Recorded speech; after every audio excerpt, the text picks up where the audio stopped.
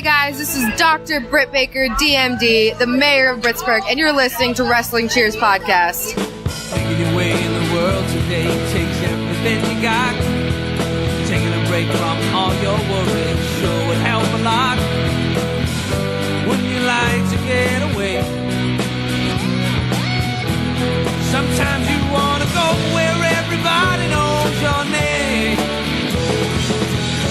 and they're always glad you came. You want to go where you can see that troubles are all the same. You want to go where everybody knows your name. You want to go where you can see that troubles are all the same.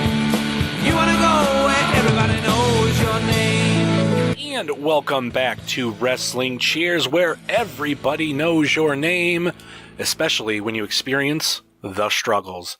This is Wrestling Cheers. We like to talk about things going on in the Northeast Ohio independent wrestling scene. We preview shows, we review shows, and sometimes we even have interviews along the way. This is an interview episode, and we'll get more on that in just 1 second. I am your host. I am Heavy Set. Please rate, review, and subscribe to this podcast, whether it be Apple Podcasts, Google Podcasts, Stitcher, TuneIn, YouTube, Spotify, iHeartRadio, or Podbean, WrestlingCheers.podbean.com. Please get a hold of us on all of your social media, Facebook, Twitter, and Instagram. Facebook.com/WrestlingCheers, Twitter.com/WrestlingCheers, and Instagram.com/WrestlingCheers. Email, if you so choose to desire, WrestlingCheers@gmail.com. We have the merch store over at whatamaneuver.net. Like I said, this is an interview episode, and we already have them on the line. We have none other from the Spotlight series, The Struggles, a.k.a. Ryan. Hey, what's going on, man? Thank you for having me. Hearing that intro was like really kind of like strange because I've been listening to your shit lately. It was like really odd to hear that like live. What a fucking pro, though. Nailed it. One shot.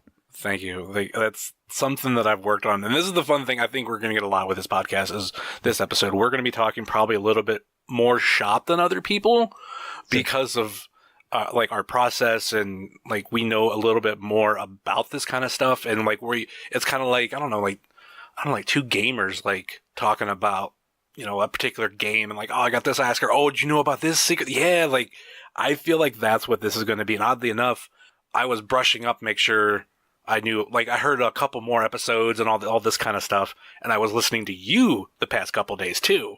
And it's kind of funny because every recording I've ever heard you on, it's your recording.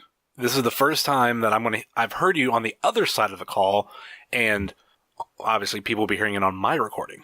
Mm-hmm. Finally, for once, somebody can handle the audio vibes that I put out besides myself.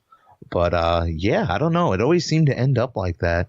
But you know what you're doing. I'm going to sound like $1 million fucking bucks like normal. So I'm happy to be here. Well, the fun thing is you don't need my help for that. So it's been a process. That's all I can say. I've seen you going back and listening to some older stuff, which I appreciate. Mm-hmm. But don't go too far back, man. All right. Yeah, I actually even did this today. Like I went back to the pilot episode for Wrestling Cheers just to listen to it a little bit, because that was like maybe about 5 months before I got my setup. At the time I was using just a snowball microphone, which was fine, but sure. Like things that I've learned since then and how the show has progressed, like, and for those who don't know, that I actually do have what's considered a pilot episode. It is episode number 0. Because it's also the end of the Ohio Indie Report. And I wanted to say, like, this is why we're doing everything. So the next episode, episode 1, is going to be where we're at. And this is the new direction of where we're going. Yeah, definitely. Sometimes you just got to, for the audience that is, you know, engaged in what you're doing, you kind of just got to let them know, hey, I'm hitting reset. This is why I'm doing it. Yeah. You know, kind of just a little buffer for your, you know, change in trajectory. That's all, you know, and you handled it great. And look what you're doing now. How many episodes in Wrestling Cheers now? When this one comes out, I think this is supposed to be episode number 95. Look at you, creeping to 100. I remember that. Yeah. I had a nervous fucking breakdown getting to 100. But I say, you're not too far from that, right? I mean, not too far. I mean, it's not too far long ago. That's what I meant to say. No, it wasn't. It was in September. Yeah. That I hit 100. I was like, maybe I'm not going to make it. Like, getting there was a struggle. Just for what no pun intended. That's what I was thinking. Oh, wow. It's just what I had in my head and what was like feasible and what was like I was actually able to accomplish. And I just had this like fake hype like weighing me down on my shoulders. Yeah. But we got through it. Now I'm at a point where I'm just like, whoever I feel is interesting, whether it's, you know, the best wrestler in the world or somebody nobody's heard of, I'm going to have them on the show. And I don't care if you know them or you don't, or if they're not even in wrestling or not, you know? Yeah. I'm going to have them on the show. I feel like the pressure is gone. Getting Amazing Red for 100 was all I needed to kind of like be like, I'm free, you know? Yeah, like I know I've just recently scheduled my 100th episode, and anticlimactic for everybody. I don't think as many people are going to care about it as I am. It's just more or less someone who's been around and someone I kind of trust in podcasting, and he actually kind of reached out to me about coming on, and I was just like, well, I have an episode 100 coming up, and I was thinking about having you on, so do you want to do it? And he's like, yeah, sure, and it's going to be a bonus episode, because actually if I kept going in order, it would fall for a preview for an AIW show on weekly stuff.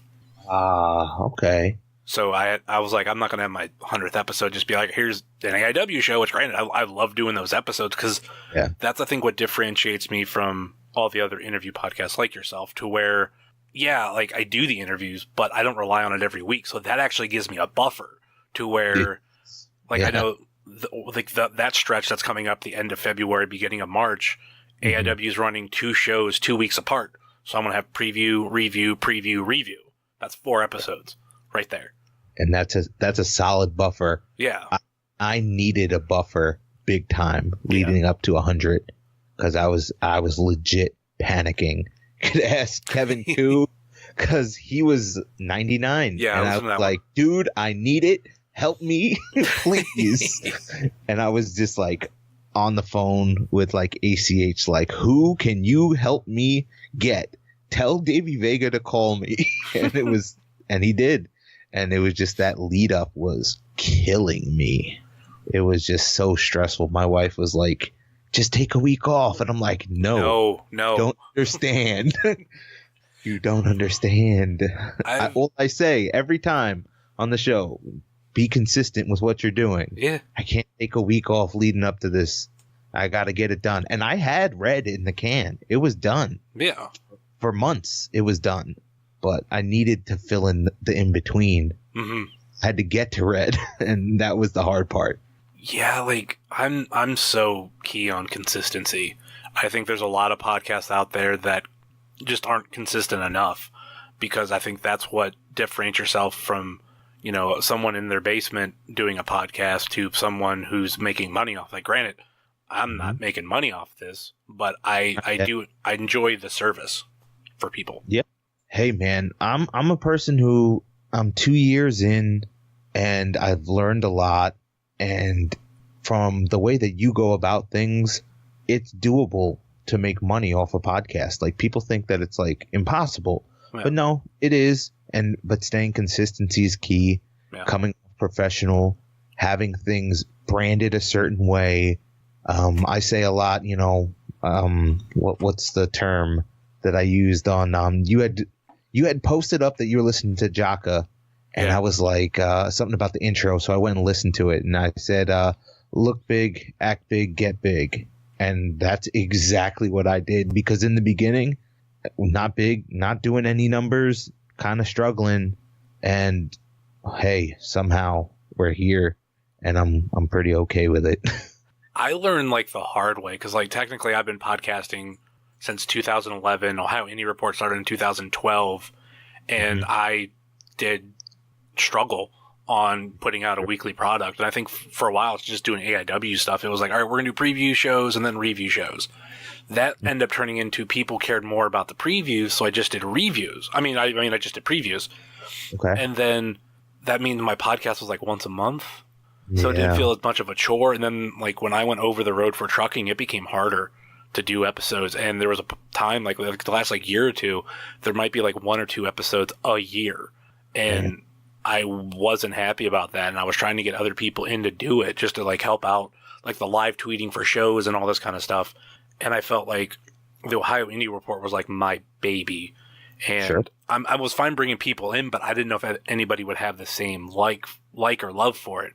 Yeah, of course. So I was like, I'll rebrand. Maybe that'll bring people more in. Like, this is new. Let's bring people in. That brought a lot more people onto the show, doing it regularly. And then even for a while, I still stuck to, okay, we're going to preview shows. Then that turned into preview shows and review shows. Then I did the interview with Joshua Bishop. And like right after that, the week I had an interview with Ethan Page. And like it started to every week. So I was like, well, I guess I'm an every week podcast now. So Yeah. this is what I'm going to have to do. And I used to do other podcasts like weekly. Like I did like 3 podcasts a week. And now I'm like, I'm doing one and I'm very content. And if I want to break, I'll just record a bunch of interviews and put them out like week after week after week. So it's like I'm still putting out content, but I'm also giving myself a break. Yeah, you're not grinding quite as much. Yeah. And normally for me, I have a couple interviews in the can waiting, which is like right now I'm in a good spot. I got, 3 in the can recorded, 2 scheduled for next week. So I'm staying up to date. But the whole grind that was killing me to 100 was I was going week to week, like with this, trying to get the pieces together. Yeah. Like I think I recorded Coup on a Thursday and then put it out on Monday, that following Monday. Yeah. It was 99. And that's how we were cutting it that close. And I just was like, am I going to make it?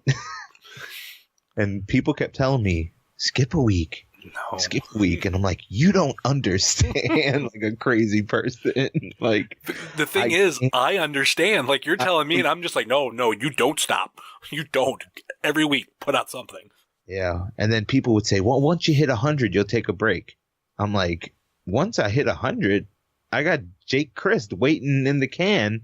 Like, I'm ready to go, man. Like, I'm coming back out. Yeah. Blazing, So many people were so excited to listen to 100.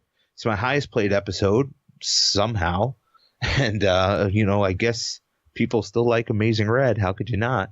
But I was worried he was such New York centric that I would get, the normal amount, but it wouldn't get too crazy. But it did. And also helps that he pushed it. And a lot of his students at House of Glory pushed it too. Yeah. And that goes such a long way. Like if you're going to take your time to be a guest on somebody's show, when they release it and you get tagged, just help retweet that shit. Mm-hmm.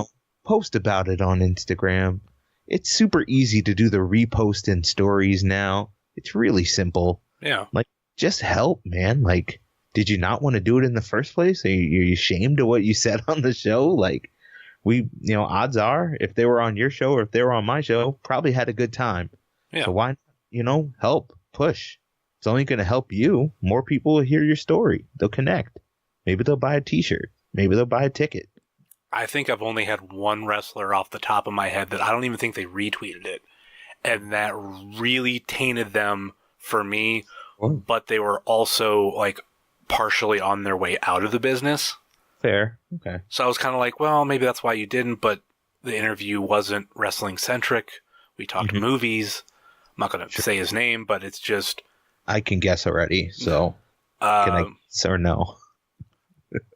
I'll give you a second. We'll be right back right after this. Are you tired of the same old pro wrestling? Then check out the amazing action on Powerslam.tv, the biggest indie pro wrestling channel in the world. Get over 3,000 hours of the best pro wrestling events from over 100 of the biggest names in the industry from over 15 countries around the globe.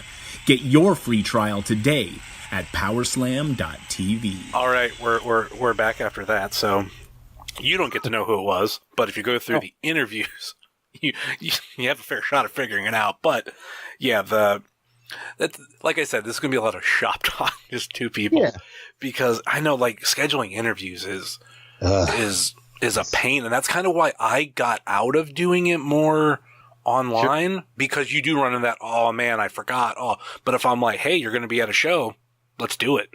Yeah. So then it's like they can't get out as easy. A lot of them like the face-to-face more than online, but I kind of got inspired by listening to you, and I've not even talked about this. I might start doing more interviews over the phone, online, Skype, whatever, because there's a couple people that I would like to have on the show, or even one that I'd like to bring back on. And I don't think I could do one in person, but if I can schedule something online, that would be cool. Because I also, at the same time, like, I had fun doing this interviews. Like, that's why all of them went over an hour, and, you know, Jesse went well over 2 hours. Like, we just had a blast talking. So, I think I want to kind of sprinkle that in, but I do like the idea of the face-to-face and all that kind of stuff. There's just something about that. It's almost like the handwritten letter version of, you know, a note instead of a text message. Yeah, I'm trying to even think of how many in person I've done. I think it's only 3, and that's kind of crazy. The first one that I ever did live was at my house, at my dining room table, and it was with Giancarlo Dittamo, our WWE guy. And the second was Matt Travis, who was a student from the House of Glory school. I went out to the House of Glory dojo and interviewed him there. And then that led to, you know, about a year later to me interviewing Amazing Red at the House of Glory dojo.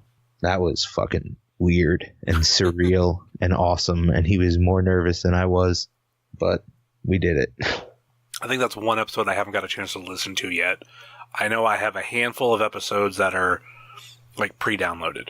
Sure. I'm like going back and like I listened to like before like Jaka, and then today was for me was Speedball Mike Bailey, but there's like episodes like later, and I'm like kind of jumping around of like, it's more or less looking at the guest list and going, all right, who do I want to listen to today?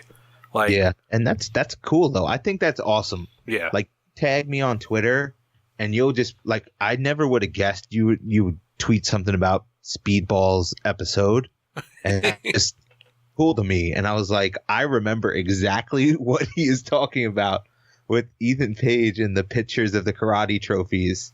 And like he just recently tweeted it back out, and I was like, oh my God, because when you were like, oh, you know, talked about like who would win in a fight, and I was like, man, I wonder who'd win in a fight between him and Ethan Page, and then you said it.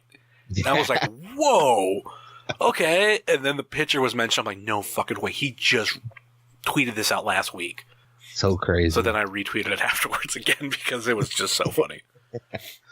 But I love seeing that because sometimes I get so focused on what's next that I forget that not everybody's with me. You know, a lot of people have been with me since the beginning, but then I realized there's people like you who saw what I did through, you know, Jesse and Kick Out at 2, and then kind of jumped on board and just started scrolling through, you know, the list of people that I've interviewed and kind of just pick and choose. Yeah. And I think that's awesome, man. Like, getting Jaka was a big deal for me, and he's such a great guy.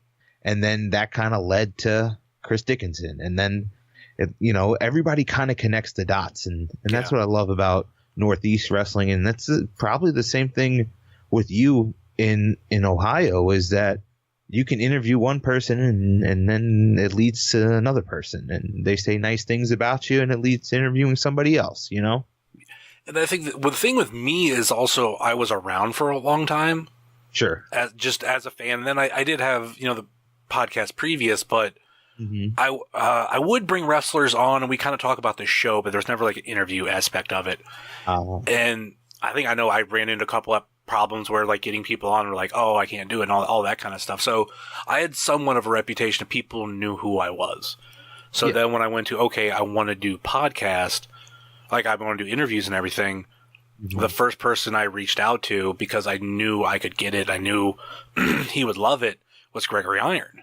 Yeah, he's so much fun. Like, he's a dude that there's like a I know a pocket of fans locally that don't really care for him, but me, he's always been a good dude, hooking me up with this and that, and of course. With the interview thing, he was like really happy to be like my first one-on-one face-to-face interview, because I've technically had interviews. Like, sure, my first podcast interview is with a current UFC fighter by the name of Jessica Evil Eye. Yeah, I'm familiar. I went to school with her. Oh, awesome. And that's kind of how I ended up getting it. It wasn't at school, but it was just more like she was wrestling locally in Bellator, and I did a podcast. I don't think it was really good. I've never gone back to listen to it. Me not being an MMA fan, but wanted to do more of like interviews and type stuff. I'm like, this is the perfect place to start. Someone I know. But I wanted a good first one-on-one, so that's why I went to him. And yeah, like yeah. When it comes to Greg, he was somebody who, as soon as I saw that he had got injured, oh yeah, I hit him up and I was like, hey man, I'd love to have you on and help spread the word a little bit. You know, I got episodes already scheduled, but I'll bump you in the next Monday, whatever you need. Let me know. And he emailed me right back, and we set something up ASAP. And, you know, he was a great guest. And then he went and did Stone Cold. So, oh, you God. know, the guy's got a great story that people want to hear. Mm-hmm. And, you know, hopefully some more people that never heard his story got to hear it. Some people that already knew it maybe got to hear a little bit more. And every time, like, I could listen to Greg tell his story a million times on any platform, you know? I knew I was going to hear a lot of the same thing that I heard in my interview from him with Steve, but it's Steve fucking Austin, you know? Yeah. Like, and it's Greg, and he deserves all of that, man. He's definitely a unique person. They don't really make him like that. Yeah. Anymore.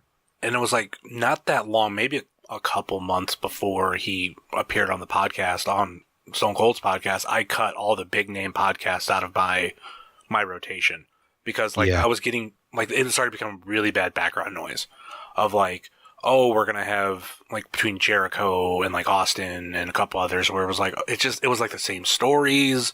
A lot of time with like Jericho or even Austin, there was people on like I didn't care about. So I always skipped those, but it just became a pain. And I felt like, well, if I'm going to be doing like this, I'm an independent podcaster. Why don't I give that kind of attention to people that are like me? Because I would appreciate the same kind of support. So I've gone out more and listened to people like that. And like the only like bigger people I listen to, I'm a fan of like Justin LaBar, because he's out of Pittsburgh, and like I have like a personal relationship with him.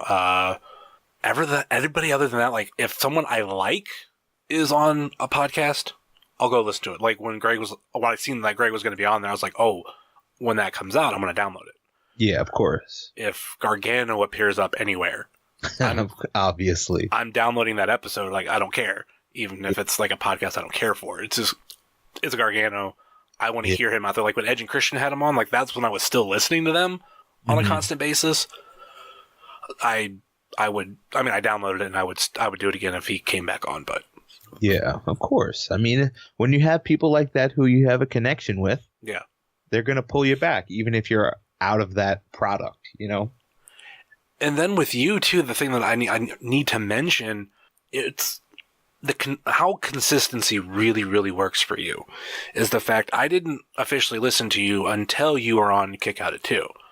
And then I was like, okay, let me check this guy out, because I had always seen the Spotlight Series logo. Yeah. Because you've had enough people on that I've known that it's popped up.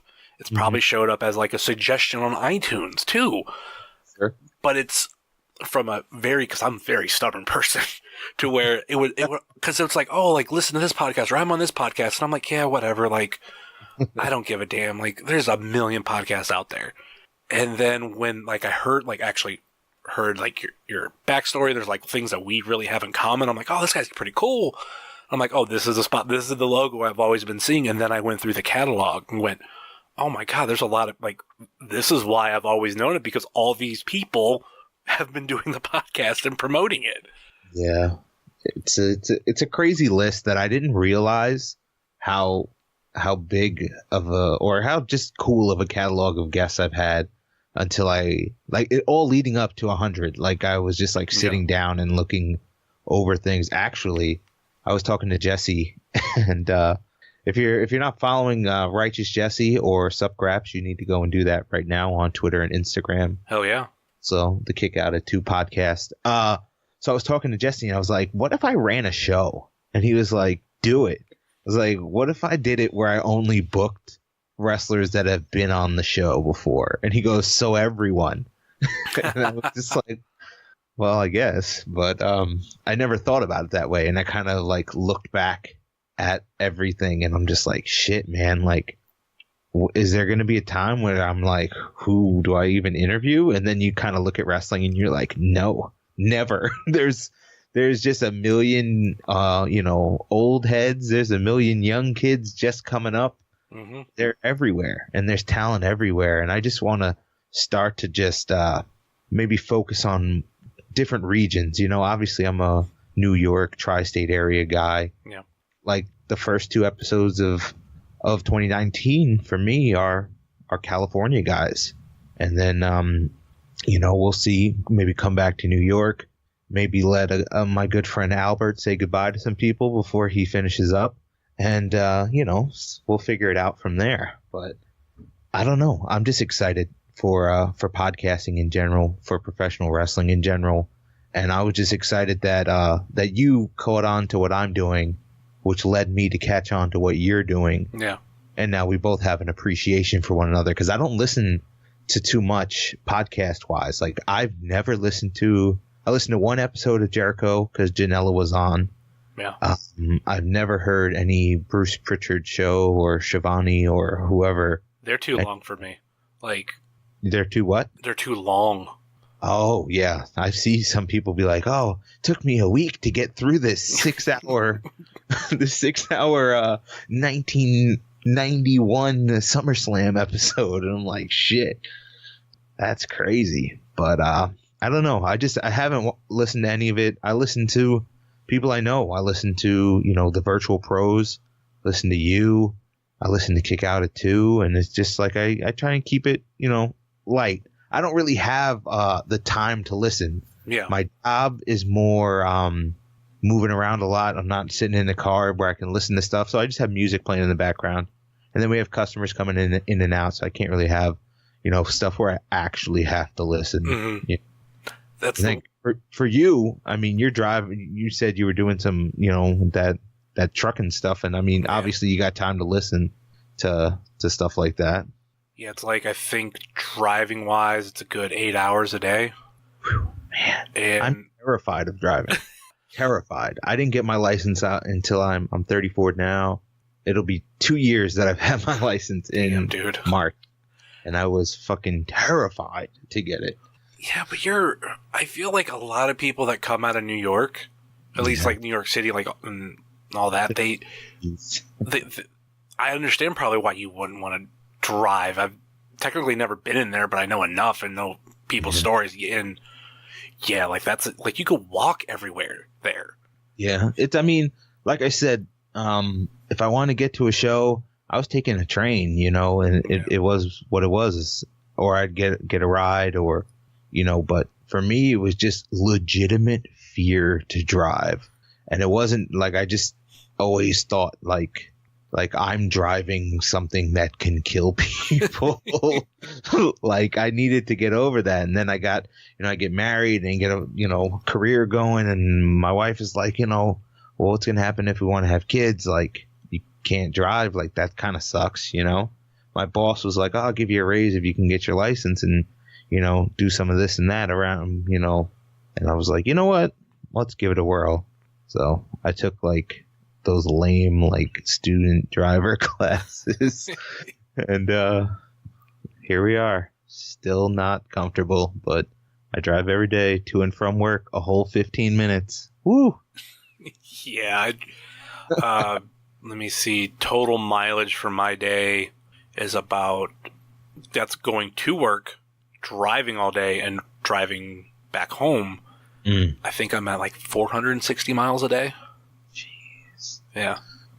it's almost 400-mile even round trip. Yeah.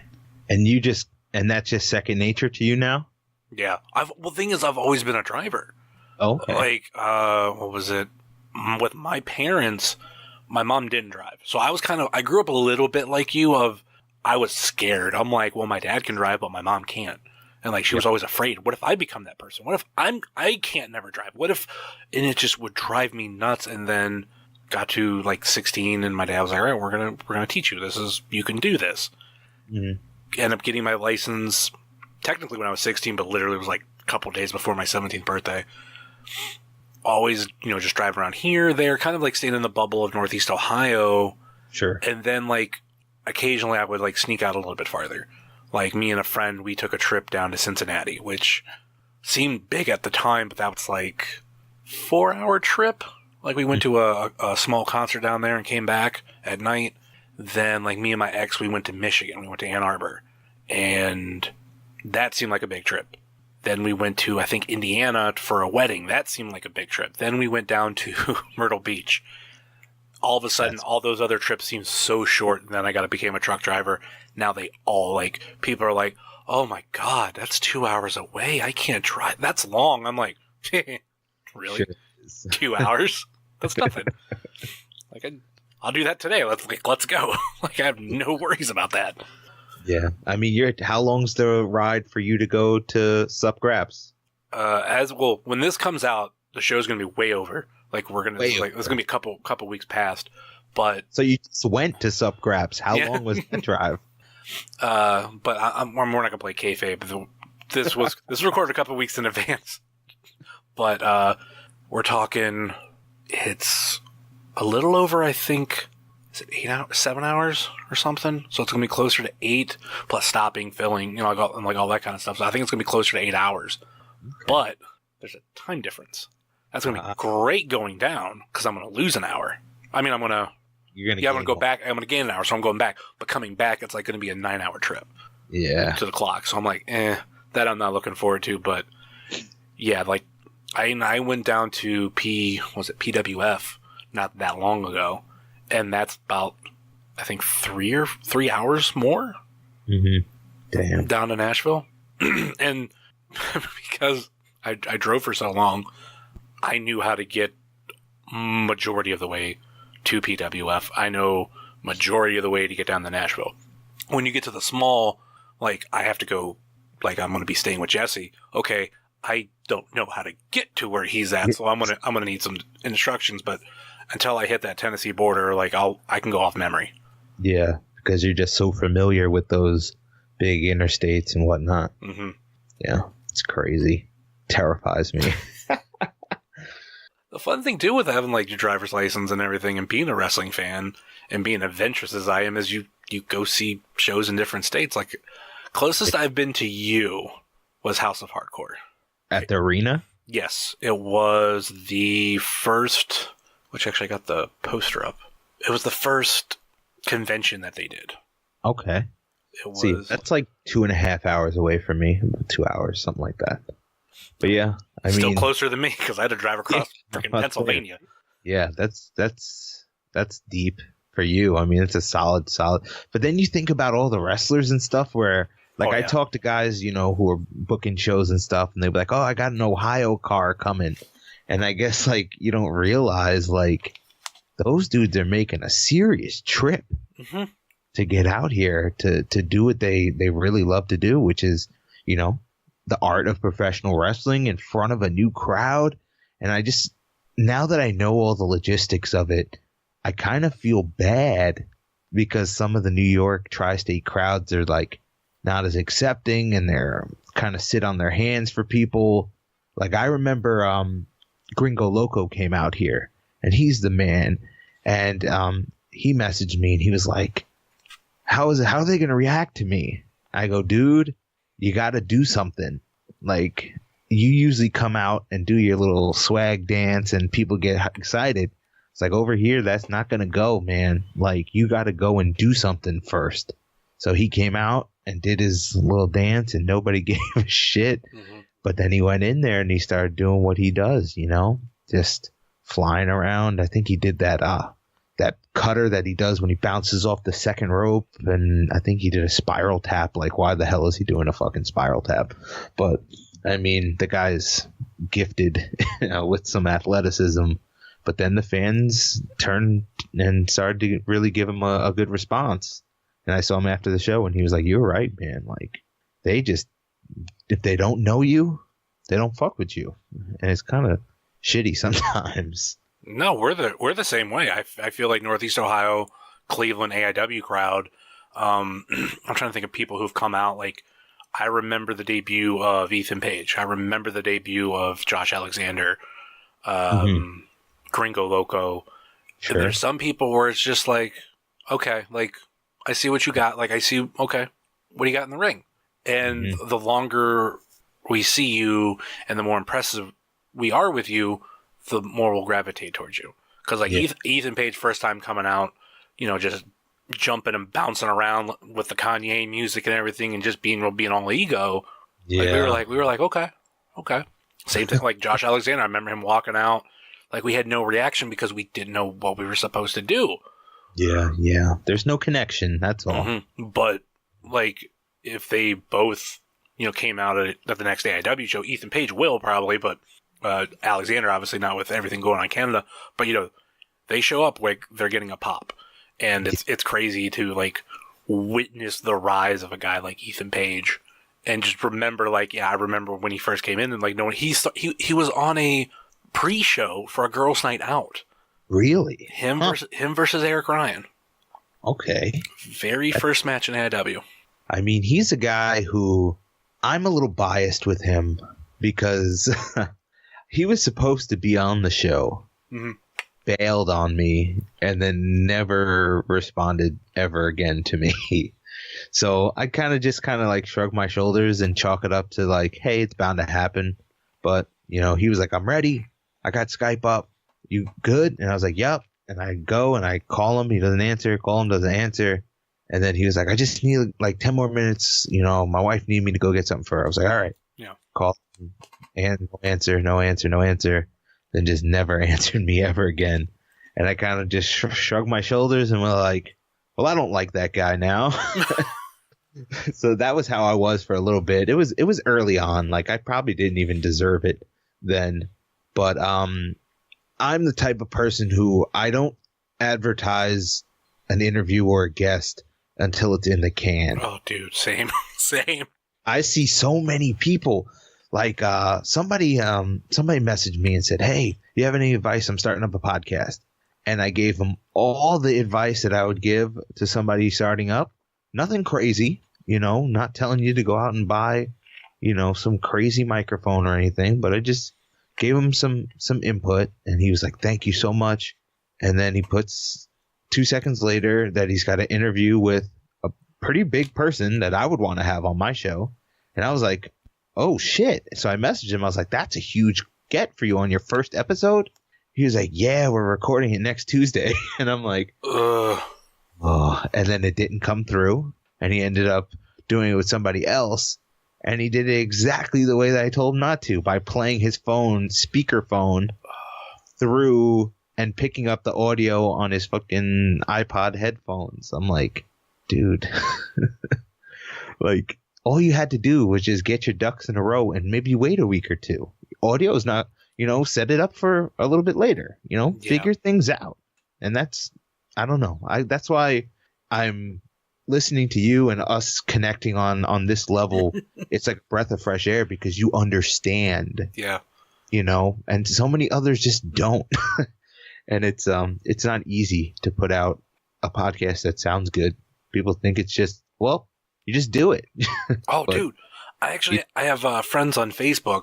They like to go on Facebook Live a lot, and they'll do videos. Or they'll upload videos. And they're actually really good at it. I'll give them credit. Like, when the Lay's potato chips come out of the special flavors, they do, like, a taste test. Sure. I like that. That's fine. And then they've done a couple other things like that. Well, twice lately they've done polls like, oh, should we start a YouTube channel or a podcast? Like, me being biased, like, I'll say, let's do a podcast because it's easier to consume.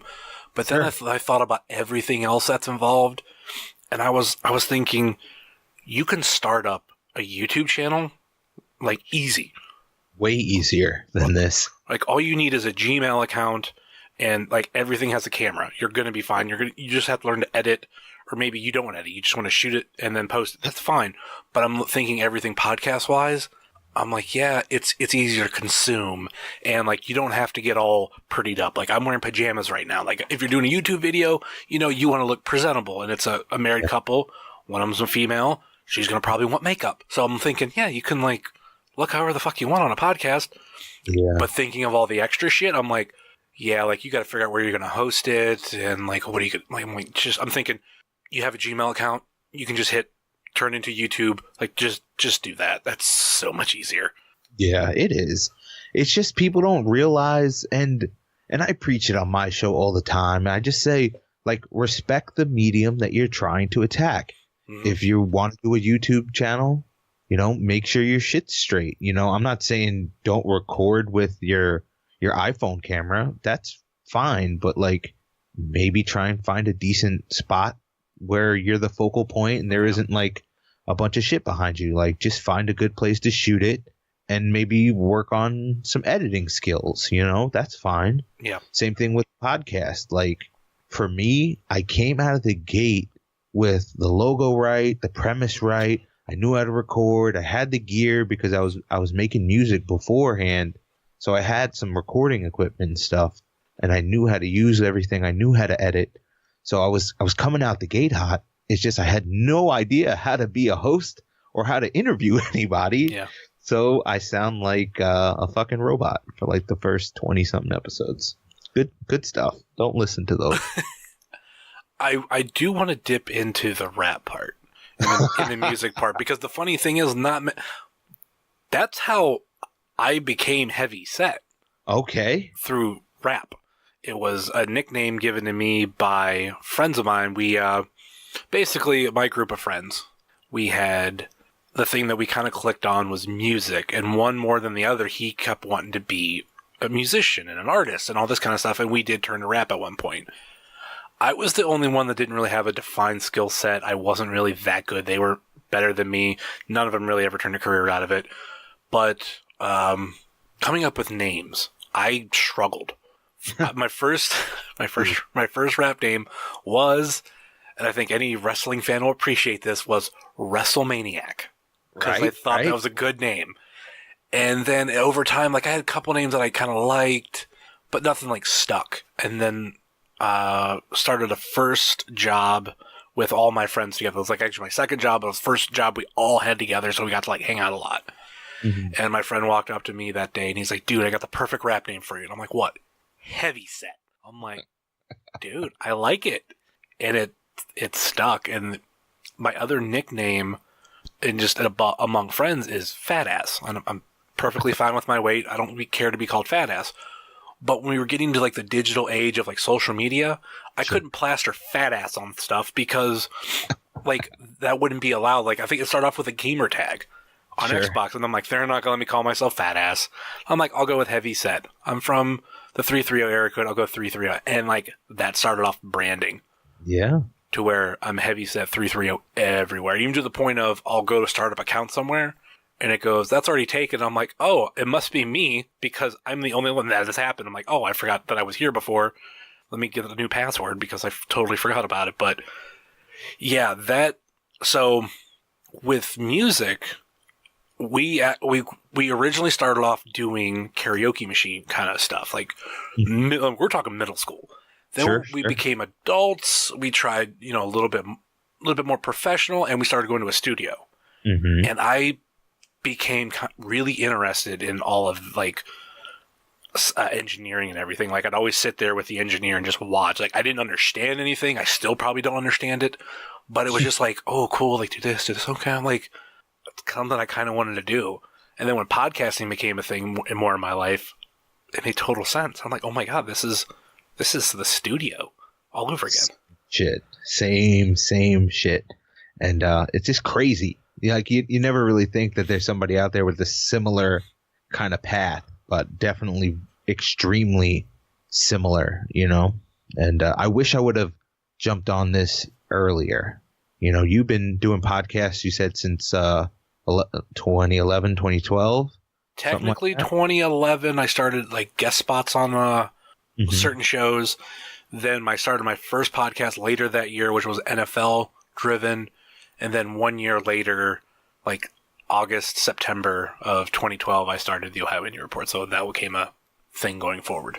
So, I mean, I wish that I would have jumped in to doing it, but same thing as you, I got more involved just out of nowhere in the independent wrestling world. I've been going to indie shows since 2006, but just a few years ago, I'm married and we were moving, and I have all these wrestling DVDs. It was like, I don't even know, a big Ring of Honor guy. It's my first indie show in 2006, and I had like every show from 2006 till 2010.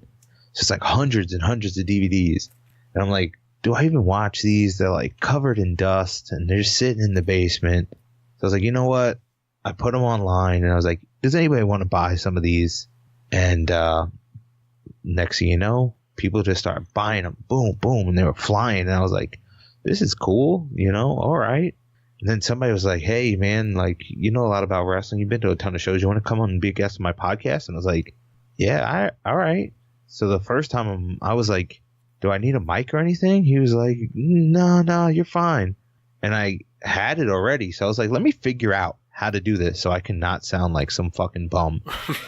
And I ended up hooking it up where, I had this old mic that I was making bad rap music on, and I had an audio interface and plugged it in and figured it all out.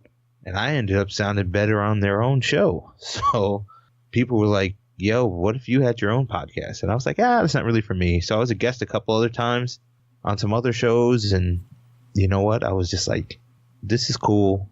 I'm better than them at this. They don't take this shit serious. I can do this. And one day I was like, Spotlight series. I'm going to do this, X, Y, and Z.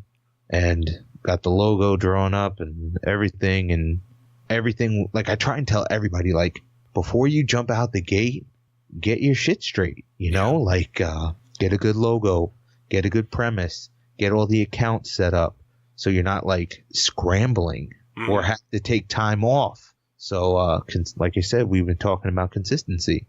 So just, find a way that when you start, people are like, oh, this is something new. And it doesn't look like some kid in his basement just putting some shit together.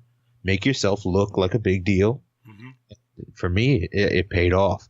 People say to me, like, they'll see me at shows and be like, I love what you and your team do. I'm like, no team, man. just me. Just one person. Just no team. He's like, well, who does your artwork? I'm like, me. Who does the audio editing? Me. Who does the video stuff? Me. And I'm like, honestly, it's me learning on the fly by the seat of my fucking pants, trying to figure this shit out. But the end product comes out polished. Yeah. And it people think there's a team. I'm like, no, it's just me freaking out over all this shit, having a panic attack every Monday night. But we're good, though. We're here. Like, I think one thing with me is I'm always trying to learn. Because, like I said, like doing it since 11 and 12, like I've upgraded stuff. I've learned new technology. I've learned little ins and outs. And when I recently bought my H6, I was just like cruising through some YouTube videos, like maybe find some that would give me some little tips or tricks, or just instead of the regular, like, well, this is where this is. And like, I can figure all that out. And I came across one, maybe it was when I was learning about, I was trying to like get some different Mike's opinions and maybe different on Zoom recorders. And so the dude doing the video was like whoever does your sound editing, I'm like, fuck you. Same thing. like, what do you mean? Like, because I do know like a handful of podcasts that are on the smaller side that they have people who edit. And I'm like, I can't. For me, being a little bit of a control freak, like I can't do that. I rather record, know where everything is. If I have to go through it, it's fine. And then if it sounds bad, people don't go to this no-name person; they go to you. So if my episode sounds bad or there's something, like I remember I had an episode put out where I deleted something, and because I use Audacity, like all this, like that track moved over, but there was a couple things that obviously didn't move. Yeah. Luckily, it was a day I had off, and somebody texted me or sent me a DM. They're like, dude, like, the sound's overlapping. And I was man. like, oh shit! Like, I got right on it, and like took it down, put it back up, and it got fixed like relatively quick. But still, like, I know how that feels. Yeah, it's crazy. I'm a wild control freak with the show. Somebody texted me a couple weeks back, and we're like, I heard you cough before you did the intro. And I was like, what? And I go and listen to it, and it's in the background of the music. It's right before I do the intro, and I was like, like clearing my throat. And I was like, you know what? Fuck it. We're leaving it. We're living on the edge. He was like, oh, he was like, I heard you cough. I was like, I thought you were about to drop some real shit on us. Like, I was like, no, not some real shit. There's only a few handful of times where you get some real shit from me in the intro. But maybe once or twice you get something a little more heavy than just my normal bullshit. Yeah. I need to get my intro up like you. Shit. Plugs everything. One take. Like he's goddamn Casey Kasem. Just sounded like $1 million. Fuck. That's one thing that took forever. And I think that's one thing that some podcasters struggle with is do it. I need to. Is like doing like that type of thing. But I know there's like a couple that I know that they like to do starting it off just like recording and then like being mid conversation. So you're like when you listen, you're coming into that. Like to me, I don't like that.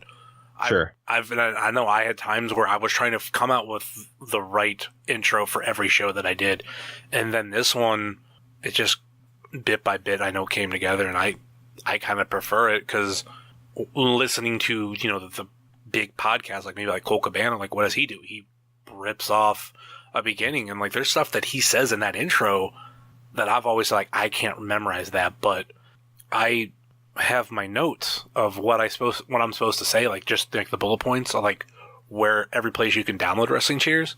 I've said it so much, I do have it memorized. I don't need to read it off of it.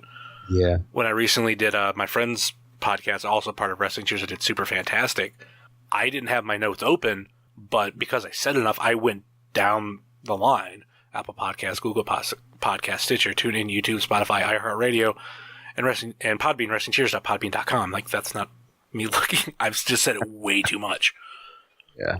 But that's the repetition, though. Mm-hmm. And it's the whole thing about putting in reps. Whatever you're doing, we're doing podcasts. That's dope. If you're doing something else, if you're a professional wrestler, reps, man. Get in the ring, get in front of people, make mistakes, take criticism, listen. Every day I try and learn something new about this as a whole, whether I'm tinkering around on Photoshop trying to do artwork or video stuff, or whether I'm just trying to book guests and navigate my schedule and trying to make it all work. I'm just trying to learn every day, get my reps in, and that's it. It's difficult to like master it all. Yeah. I mean, don't get me wrong. I'm sure like people listen to my shit and they think that I probably have it all figured out. But the amount of people that ask me like, how do I do what you're doing? Or how do I start a podcast? How do you do this? I'm an open book, man. Anybody send me a message, I will answer anything. There's no secret sauce. There's no secret recipe, man. Like everybody has their own flavor to put on something. Mm-hmm. Like if you want to do interview episodes and call your show the highlight reel, like go for it, man. But I'll help you out. But you got to stick with it. Yeah. Because if you're going to try and steal my recipe, you really got to bust your ass, man, because I'm not stopping anytime soon. And then I don't know what you've seen, but I know I've seen podcasts pop up like recently, especially in my area, where I think that they're just trying to make money. And I'm like, oh, yeah, a ton of that. And I'm like, you got to have the right recipe and like you got to have a reputation. Yeah. Like I look at people like, you and, Virtual Pros, like, sure. Yeah, Virtual Pros, like they make money, but they have their own recipe, their own flavor. And they've been doing it for a while. Couple years now, yeah. Yeah. So you can't just like start a podcast today and figure in a month you're going to make money, and you can't use it to just, I don't know. I don't want to talk too much dirt, but I know like there's people out there. I'm just like, come on, like you don't even know your identity, and you're thinking you're going to make money. Like, there's no way in hell you're going to make money.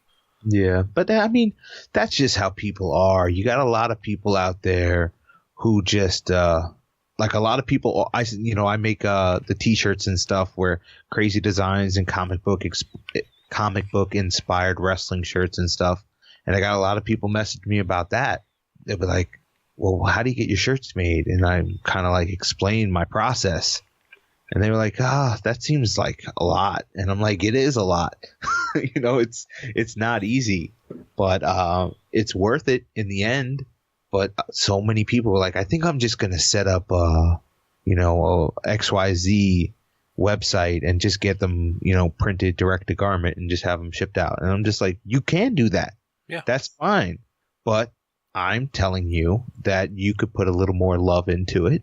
And potentially have a bigger return and have a little more pride in what you're doing. If that's going to be your main, hub of what you're trying to put your passion out into the world, if that's what it's going to be, then maybe put a little more care and respect on it. But people just want to jump on that trend.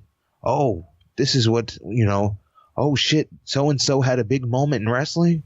Let me put together this shitty little T-shirt and sell it just because people are excited about this one moment for right now. Yeah. It's kind of that flash in the pan bullshit. But I've learned that flash in the pan, yeah, man, that's cool. You'll be on top for a day and you'll feel great. And a couple of your posts will get a ton of retweets and a ton of likes and a ton of shares, and you'll feel like you're dope. But seeing consistent numbers and seeing consistent people support you is just, I can't even explain, man. It is literally the fuel that I need some days to get through and do this, is seeing that, I could have a terrible day where I just feel like, maybe I'll miss a week, or maybe do I even want to do this anymore, and because I put so much pressure on myself and I have such high expectations, and sometimes that list of people that you were looking through on iTunes gets a little daunting to me, where I'm like, fuck, I got a lot to live up to, and then somebody just messaged me or you'll post something like, hey, I listened to this and it was great, keep doing what you're doing. And I'm like, all right, that's like the fuel to get me back to where I need to be. I was a little off course for a second, and now I'm back and locked in and realize, what I'm doing here. It's never been about me. It's not the struggles series. It's about everyone else. And that's why I was so excited to come on here, because what do you do? Previews, reviews. You're so passionate about AIW and what they're doing, because they're having such unique talent mixed in with people that everybody knows. Yeah. And they put on great shows that not enough. They do have a good fan base, and it's been growing, but not enough people watch what they're doing. And you are one of those people that I look to who's plugged into that scene. And I know that if something is worth my attention, then the odds are you're covering it or talking about it in some way or form. Yeah. So, and hopefully I can be that for the tri-state area, the way that you're that for Northeast Ohio. And it's not about you. It's about wrestling as a whole, the community. And some people just don't see that. It's not about filling your pockets, man. Like, I was excited recently when I was able to put forth the money, which it was really cheap to get done, but get pint glasses and beer koozies. I saw them. The glasses looked awesome. I felt like that's one of the things that fit, because I know I've had people say, like, oh, you should make enamel pins, which it's something I want to do. Sure. But I was like, we're wrestling cheers. I didn't want to necessarily do a pin first. I didn't want to do any of that kind of stuff. I was like, a beer koozie and a pint glass makes so much sense, because that's who we are. So if people want to have a beer, like I actually have a promotional pint glass that I got from a radio station locally, a radio show, I should say, I use it all the time. And I wanted to, like, give that to other people. Like, hey, if you really like the show, I have this. And I was so proud and happy that I was able to get those made. We do have the What a Maneuver store. It is, it's direct to garment. It is a little bit cheaper and all that route. Honestly, that was more put up for me. As in, I want to be able to buy something for my, like, to support. Sure. That wasn't going to cost me an arm and a leg because it was going to be probably done screen printing, which granted, it would have been a better quality, but I probably would have paid for just a hoodie and a shirt like I ended up buying. I would have paid double, if not triple, because they would just be like one-offs. Yeah. I mean, and like I was saying, with the DTG stuff, like, it serves its place. And for you, you want to be able to rep your brand, especially when you're going to shows and stuff.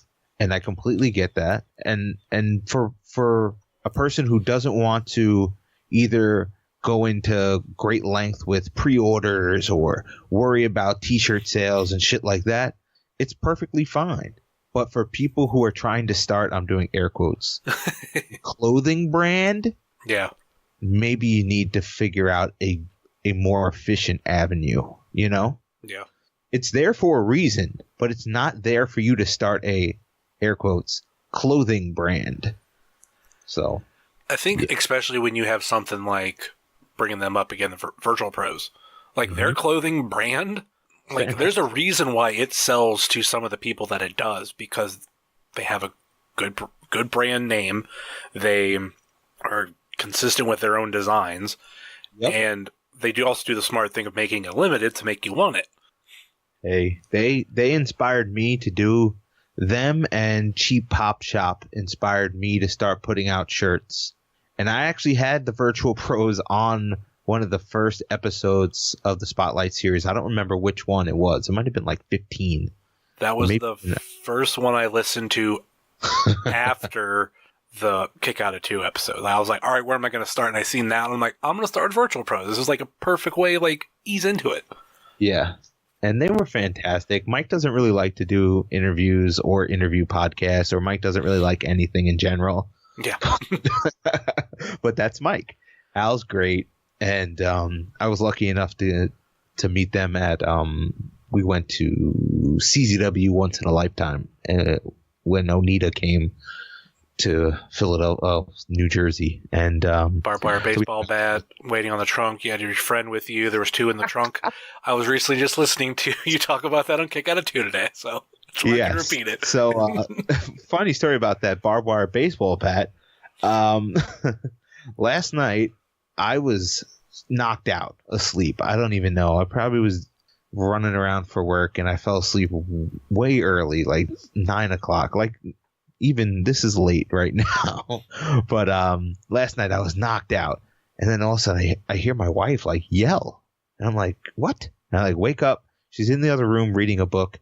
She got scared by something happening in this book she was reading, some like thriller novel, and I'm like, maybe you shouldn't read books in the dark by yourself. All right. So we go to bed, and she's just like, can you go get the Onita bat? Like, yeah, sure. So I go into the room where I record the show, and it's like hanging up on the wall. Pull it off and go and sit it next to the bed, and we go to sleep. I'm like, good. Yeah. Just in case. We got the Onita bat in case we need to completely destroy somebody with a Louisville Slugger wrapped in fucking barbed wire. It's like that kind of stereotypical, like, oh, I'm gonna have a bat by your bedside, but adding the barbed wire to it, it's just like another level, and I love it. It's pretty scary. The dog doesn't like it. He's freaked out by it. One thing I do want to get into, because recently listening to episodes, you had mentioned something, and it kind of goes in with what's going on now. Sure. You said you were a Ghostbusters fan. Big time, yeah. Oh, so, okay. Good. Yeah, definitely. I mean, when you think about, I'm 34, so and you're in your 30s, right? Yeah, I'm this year I'll be turning 30. I could do the math. 33. Go. So same age bracket. Yeah. So pretty much we probably watched all the same shit growing up. Yep. So for me, it was like big into Ninja Turtles. Hell yeah. big into Ghostbusters when they even had that animated series, and I was just a huge fan. I always had the figures and stuff like that. I didn't have wrestling figures growing up, but I had a lot of the Ninja Turtle figures and a lot of the Ghostbuster figures. I remember having the trap where you would hit the pedal and it would open. Yeah, the trap, the proton pack. Mm-hmm. Had them both. And having stuff like that. So I was just such a huge fan of all of that. And I remember, when the Ninja Turtles live action movie came out, and it's still good. And especially in comparison to the live action movies that they've come out with now, which are just dog shit. But I'll always defend the second one though.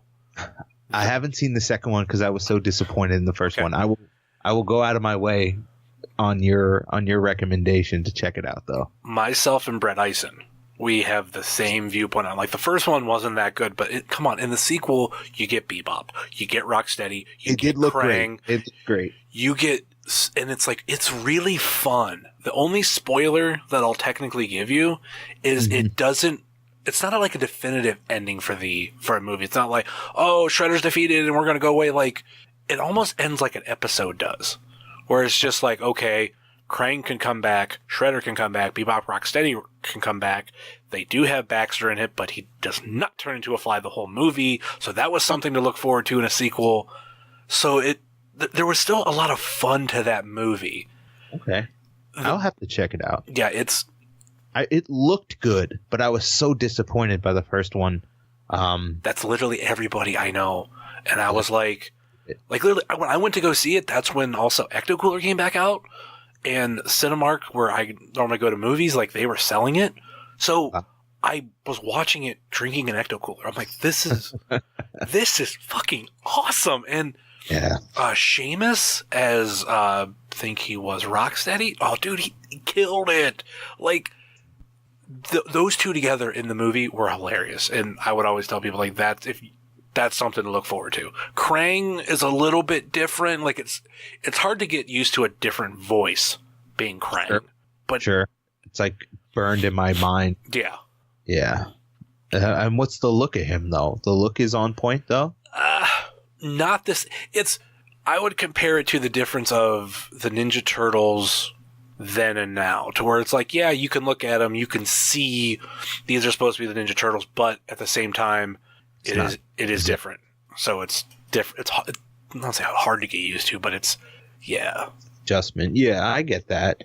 I mean, I was just I'm such a big fan of retro video games. So like, I'm always still to this day, playing Turtles in Time and stuff like that, just all the time. And for me, I never had like a Super Nintendo growing up. I had the original Nintendo, and then I had a Sega Genesis. So now that they came out with that SNES Classic with a bunch of games on it, I figured out how to upload emulators and ROMs to it. So now it has like 800 games on it, but I had never played like any of those Super Nintendo games. So I'm playing, whatchamacallit, I'm playing Turtles in Time, I'm playing Sunset Riders and all these other games that people had spoken so highly of. And I'm just like, I never played any of this. And my wife's like, we need to play Buster Bust Loose. And I'm like, I don't know what that is, but sure, we could play that. And we ended up playing, all these rando retro games. But I was never played Super Nintendo at all. Far better than Genesis. I will put my stubbornness to the side and say that it had a way better catalog. But that's Nintendo for you. What do you expect? I wanted a Sega. Like, do you remember, like, obviously with the regular Nintendo, there was the Light Zapper. Yep. And then for Super Nintendo, they came out with like the bazooka type thing. I forget the SNES Scope, it might have been called. Yeah, it like sat on your shoulder, right? Yeah, and that looked really cool. And at first I was like, I want that because that's what I wanted. Yeah. Then Sega came out with their version, and it was like this gun that could like, it could be the Zapper, it could be a bazooka, it could be a machine gun. And it showed you like all these different things, and I was like, oh, that's what I want. That's what I want for Christmas. My parents had already bought Super Nintendo. Even though I had changed my mind. So that Christmas, I opened it up, and I was kind of devastated. Oh. But as time goes on, and looking at some of those titles, I went, wow, like that was the smart choice because... It's so much the smart choice. Like, I remember as a kid, one title that I wanted to play. Because the cool thing about Sega games, some of them went to PC. They did. And like, I remember I was able to play like the Sonic collection, like Sonic and Knuckles collection on my PC. So I thought that was cool. And I was like, oh, I want to play this one game that I really want. Echo the Dolphin. It's really good. It's very strange for like a child's game because it's kind of like really sophisticated and kind of like not wild action. It's more of like this puzzle kind of game. Yeah, and it's really hard. It's super hard. Yeah. Like as a kid, I was like, when I played on PC, I'm like, oh god, thank God I have a Super Nintendo. I'm gonna go play Donkey Kong Country now. I'll be back. Oh my god, fantastic game. But like for me, like playing those some of those Sega games that really hit for me were, Altered Beast was fantastic. I'm a big fan of Streets of Rage, especially the second one. And you had, like, I was playing Turtles Hyperstone Heist, which was basically like... Yeah, I was about to mention that one. It's like a bootleg version of Turtles in Time, but it had, like, its high points. They had some very, very similar, like the story acts. They had very similar parts, but definitely Turtles in Time is far superior.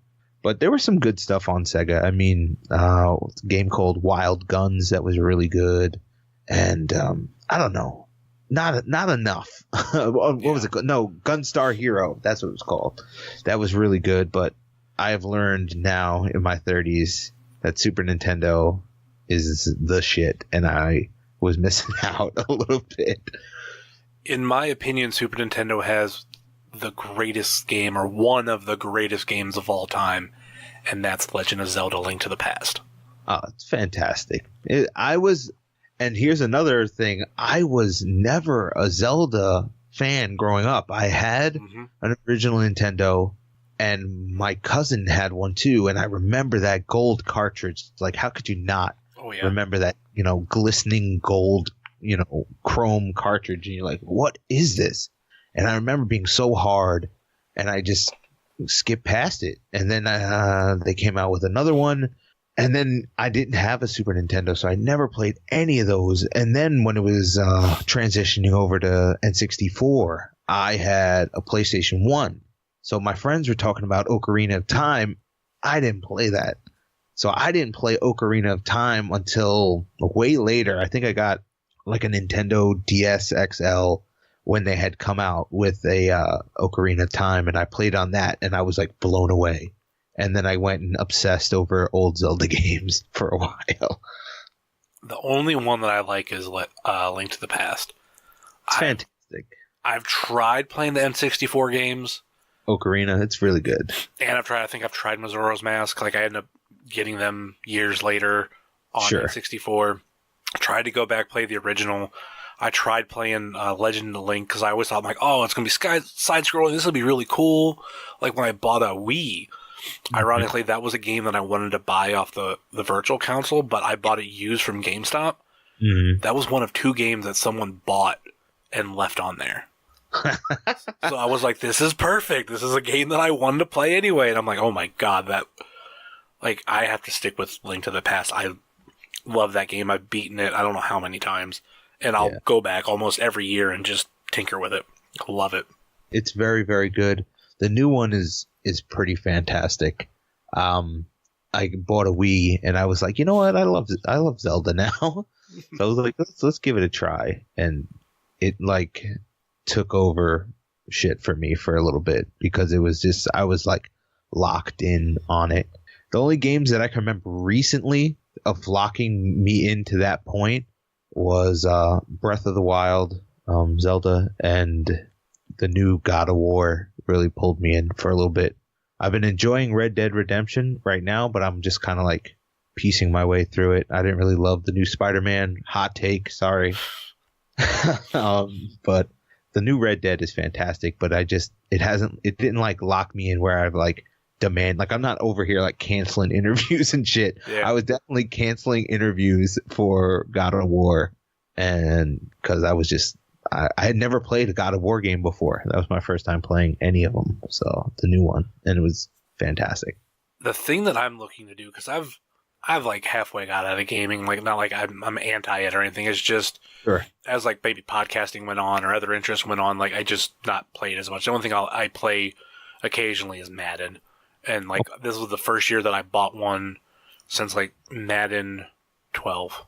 Okay. So it had been a while. So I was like, I need to upgrade. I want to play it, but soon it's going to be in the next couple of months. I'm going to buy myself a PS2. Oh yeah, you're going to take it back. Yeah. I had one when I was a kid, and I was a friendly guy around my trailer park, and I let friends borrow it. Well, I let the wrong person borrow it, someone I probably shouldn't have trusted as much as I did. They told me, and I say this in air quotes, they told me that their car got broken into and it was stolen. Turns out they wanted to keep it for themselves and they were about to move. So he disappeared. Yeah, I was so pissed. So I haven't had one since.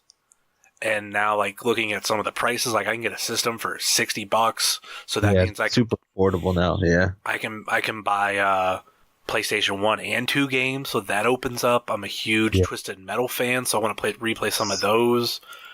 I never own, but I really want to play the Backyard Wrestling games, especially with, M-Dog and J-Pro on the cover of the original and all that. I'm like, and I think I just recently seen that game for like $5. Yeah. Or the sequel might have been for $5, but still, like, I can get it cheap. I want to play these games now. Yeah, it's definitely retro gaming is an odd scene, but it's definitely, if you're looking to spark some nostalgia, it's fun, man. It really is. Like, you can buy stuff, like there's so many games that I wish I had that obviously as a kid you just couldn't. My mom wasn't going to go and buy me every game I wanted, so it was just one of those things where now it's like, well, that game that was like super expensive, 15 years ago, now nobody gives a shit about it, but I do, so I want to, go back and play these old games. And I don't know, people will be like, oh, getting older, you can't do anything fun. Like, I do a lot of fun stuff. Yeah. Don't get me wrong. Like, I work hard and I'm married and we do a lot of adult shit, but like I go to a ton of wrestling shows. I do the podcast. I play whatever video games I want, and I'm in control of my situation, and, I don't know. I say get that PlayStation 2 and get Backyard Wrestling. Is Nick Mondo in it? I can't remember who's in what. I know ICP's in both of them, so I'm really excited for that, and J-Pro and M-Dog, and I don't remember everybody else who's in it. Okay. Now you're from Ohio. Yes. And said you did an NFL based podcast. Mm-hmm. Do you think that Baker Mayfield is the future? God, I hope so. I thought I was getting a definitive yes from you, but you know better as a Browns fan. It's not that I know better. It's just, okay, let's put it this way. I love jerseys. Sure.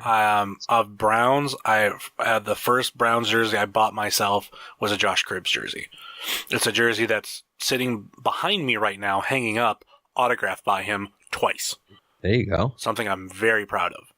But when he stopped playing or he got traded and all that kind of stuff, I was like, oh, I got to get a new one. I went out and bought a Johnny Manziel jersey. Oh, no, they got you. Oh, I knew that kid was a joke. He won the fucking Heisman Trophy. The thing is, I wanted a cocky, arrogant quarterback because we were getting in the Derek Andersons and the Colt McCoys and Brandon Whedons and all. Yeah. Like, and there's one that I'm missing that I'm happy that I'm forgetting his name. Who cares? But anyway, I felt like none of them were cocky enough. They were just like these hometown boys kind of. And I was like, okay, I'm going to be the quarterback. Okay, let's do this. Yeah. I wanted someone with a chip on their shoulder. And looking at Manziel, he had that. Sure. I wanted a guy who would he'd have a preseason game and look at the Redskins and flick them off. I loved that picture for a very long time. When they drafted him, I could tell you exactly where I was. I was in Memphis, Tennessee, listening to it, driving. And when they said that the Browns traded up to 22, I got excited, and then I heard that name, and I went nuts. I recorded a video of myself the next day, like, saying, like, what are my thoughts on the Browns drafting Johnny Manziel, and then I played Shane McMahon's music. Like, I was so excited. Boy. Yeah, and then all that shit happened. But what I was able to do with that is there's a company that started up about a year or two ago where perfect for Browns fans is they will put a new name tag on any jersey. Oh, fantastic. So I had my last name put on it. But before I even did that, I spent the big bucks, paid top dollar for a authentic Browns jersey with my number on it, my favorite number, 7, with my last name on the back. Okay, so I thought you were going to say you shelled out big money for authentic Manziel. Oh, man. No. Oh, authentic Manziel, probably at that point when I bought that would have went for like $50 if they were still selling them. But no, yeah, I went with my name, and it's a beautiful jersey. But I'll admit, not McCoy. Definitely not McCoy. Mayfield's doing pretty good to where I kind of want to buy a Baker Mayfield jersey. I want to buy the Color Rush because I think that's an awesome looking jersey. Wait till next season. Oh, I am. Well, my thing is I want to see what he does next year. I think he's got it. I like the swagger. I think. Yeah. I feel like everything that I wanted with Manziel, we got the better version of. So it was like, okay, I wanted what I wanted for a reason, but that was the dollar store version. Or this is this is how I loved how it was put. Between Johnny Manziel and Baker Mayfield is the difference between the words cocky and confident. Sure. Manziel, 1,000%. Yeah. Manziel was cocky. Baker Mayfield is confident. I agree. I think the kid's got it. I mean, he needs weapons around him. And wide receivers don't exactly grow on trees. Well, elite ones at least. Yeah. So, I mean, you guys made the right choice. Gordon clearly just can't get his head out of his ass. No. And so you cut ties. I thought you were going to get Dez for a minute, another guy who can't get his head out of his ass. Yeah. So I don't know, but you guys, you need that elite kind of guy to catch from him, or a big time tight end. Your tight end's not terrible though. I don't think. Who's your tight end? What's his name? I can't even think of him off the top of my head. The last one that I can think of, and I know it's not him, is Gary Barnidge. Yeah. Whatever happened to him? They cut him, and then I don't think he's playing anymore. Really? He used to come to AIW shows. He was cool as shit. That's dope. I mean, he had like a good year 2 years ago. Was it 2 years ago or 3? I can't remember. Okay, yeah, it was 2 seasons ago. Yeah, he was playing. Just too much to keep up with the Browns. I'm a Jets fan, so like. Oh, yeah, we beat you. To break the streak and open up the beer coolers. That must have sucked. Oh, I mean, I kind of like shoulder. I'm big into fantasy football, so I'm more so concerned about that now because I know my team's trash, and I just kind of like shoulder shrug. For me, I like seeing like my pro wrestling. I like seeing big moments. Yeah. So to see you guys win and have see those videos of the coolers opening and didn't Baker come in mid game that game? Yeah. Or was it? That was mid game. It was second quarter. Yeah. So to see him come in and do the damn thing and get you guys a win, I was like, that's dope. So I don't get too mad about that shit. Like I said, I like big moments. That's why I like pro wrestling. God, yeah. I love the Browns, Cleveland sports in general now too, because I remember listening to you talk to Davey Vega. Now it's kind of like LeBron who. Oh, fuck that guy! Come on, dude. I won't talk bad about him because also behind me is a LeBron jersey from the original run and the championship shirt and hat. Ugh, I hang those proudly in my office. Like, oh my goodness, you know the. Oh my God, I'm not gonna even. I can't stand him. I can't stand him so much. I'm such a big Jordan fan. okay, that would be why. Yeah. That anybody impending on him kind of makes me nervous or annoys me to the effect of, I don't want anybody stepping on his hallowed ground type situation, Yeah, I could understand that. Like, I was never a Jordan fan in that era. My favorite basketball player, and he's still my favorite basketball player of all time, is Shaquille O'Neal. That's fine. I like Shaq. Oh God, when he came to Cleveland for that year, I was in heaven because I was like, oh my God, my favorite player is now playing on my home team. So this is awesome. So I got I think 2 jerseys of his. One of them is the '90s throwback, the orange and blue. Oh, it's like the Mark Price era. Oh, what you talking about? I bust that out every so once. It's been a while. I probably should bust that out next season or this season, but yeah. The LeBron stuff is just, I don't know, man. It's just, he came out the gate and like calling himself king. Like, dude, nobody gave you that nickname. Like, you gave yourself that nickname. Like, I get the meaning he has to Ohio and Ohio sports, and I understand, especially the impact and the good he does in the community and all that philanthropy. Like, that's awesome. But like, I think he's a bit of a crybaby bitch, and I think if he didn't cry so much and got Draymond Green suspended, that you guys never would have won a championship. Hot take: I think all athletes are crybaby bitches. All of them? Almost all of them. Like, I think a lot of them in basketball. Oh, basketball's become rough because actually, just basketball in general is rough. My father-in-law is a Division I NCAA referee, and it's just going to games and hearing his thought process afterwards.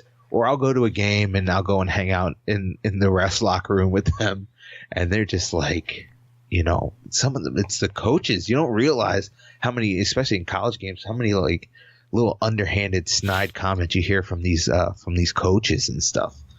And it's crazy how much banter and bullshit there is. And he's like, a lot of these kids are just crybabies. And why do you think the NBA is now full of crybabies?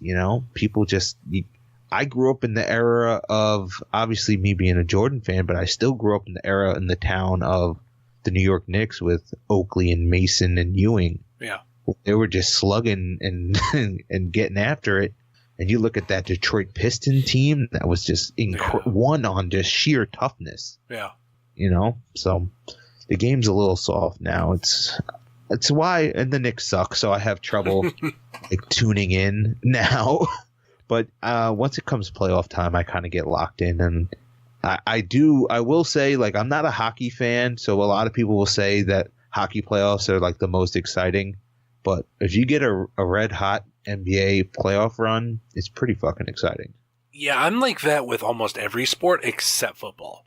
I'll watch football every single week. I go to a Browns backers bar where the whole thing is all watch the Browns there at the bar. Sure. Like, I couldn't do that with any other sport. I can't follow basketball, baseball. I don't get into hockey. I can't follow that the same way, especially like with baseball. Like, they got way too many games. Like, you could cut that season in half. 182 games. Yeah, I'm good. Crazy. I'm good on that. That's why I like football. Is you can go on a 20-game losing streak in baseball, and you could probably bounce back from it. Like, let's say just a bad stretch. You go on a 20-game losing streak in football, that's called 2 seasons. You know all about that. Shut up.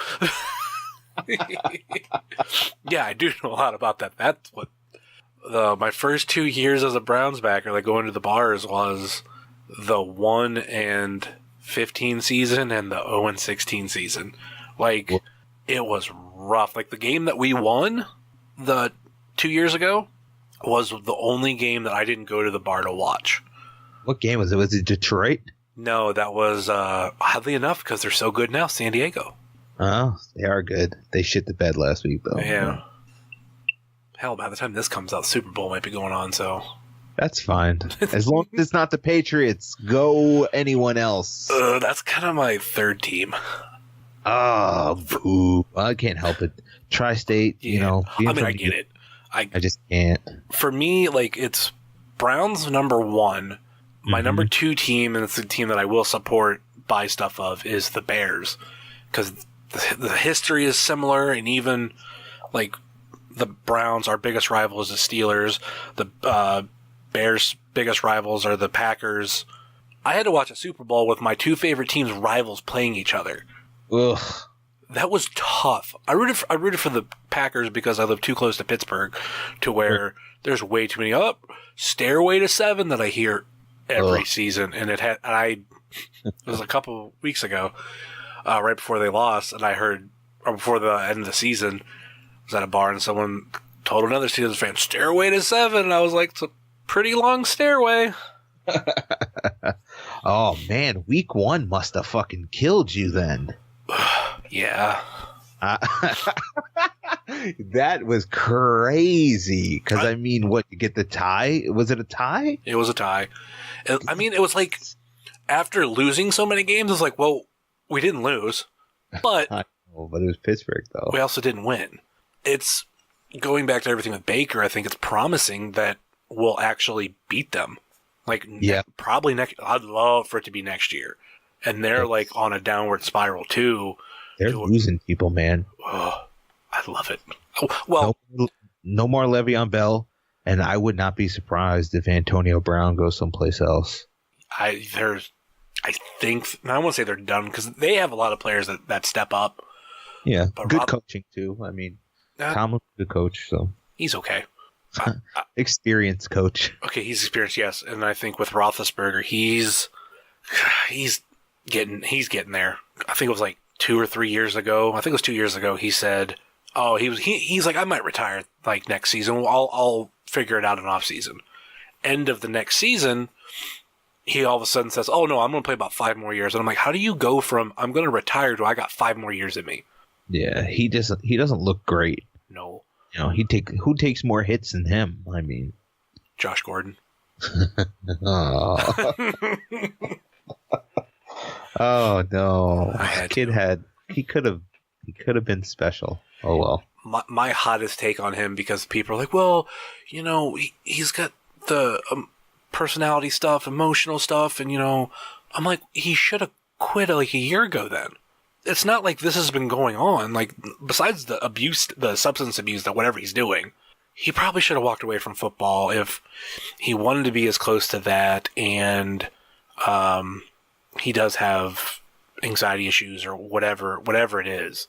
Like, maybe football's not for you. Yeah. I mean, you got to look at it this way. I don't drink. I don't do drugs. but it's not like, it doesn't define me. Like, it's not something that I'll be the first person to buy somebody a beer. If you want to smoke, go ahead. You know, I don't really give a shit. But, you know, if you want to shoot heroin, probably not a fan. Don't do that. No. Let's keep that to a minimum. But with him, you work at a job, and it's like, hey, there's a potential of you making multi-million dollars here. But the one way that you won't make multi-million dollars is if you continue to do this. And yet he continues to do it over and over again. Yeah. It's like, dude, all you had to do was stop, or just stop during the season. I would say not even just stop during the season, just stop for however many years. Yeah. Because then you can retire and Roger Goodell's not coming at your door every month to piss test you because you've got the money and you could do whatever you want. He never got paid big. He deserved to talent-wise, but he's a blockhead. Yeah. Like, dude, I understand that you have, you know, preaching mental issues. Go see some help. Get a prescription. If you have a prescription for that, for whatever, you can't get in trouble for it. You know, maybe they give you some sort of antidepressant or whatever. I don't know. But if you keep smoking weed that you just buy from some random dude Or I heard that his family owns like a legal pot farm in California. Like, maybe don't hang out with them. Yeah. Like, you can make millions and millions of dollars and be set for life.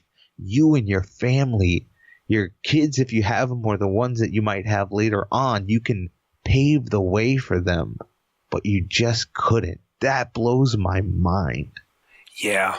And before him, or right around the time we had him too, everything like with Manziel, like, God, that's another dude.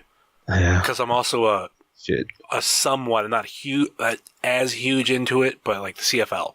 Okay. Like when he went into CFL and just bombed, I was kind of like, yep, there we go. Like, he doesn't care about anything. No. That's the whole thing. I mean, people are like, oh, well, he's going to get paid. Like, he grew up in like a wild, rich, like Texas oil family. Yeah. Like, it doesn't matter to him, you know? He wants the clout. He wants the love. He wants the roar of the crowd. But he didn't realize that once he finished in college that he had to work a little harder for it now. And that's when it became a problem. He doesn't have it. Not what it takes to be a star. No. Flash in the pan. We talked about that earlier. Consistency is key. It is. Anybody could be a fucking flash in the pan, man.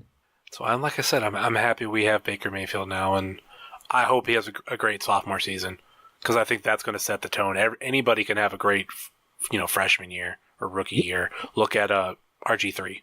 Yeah. And I don't want him to be that statistic, but yeah, to play as well as he did and as many games, because like he broke the touchdown record for a rookie, and he didn't play all 17 games.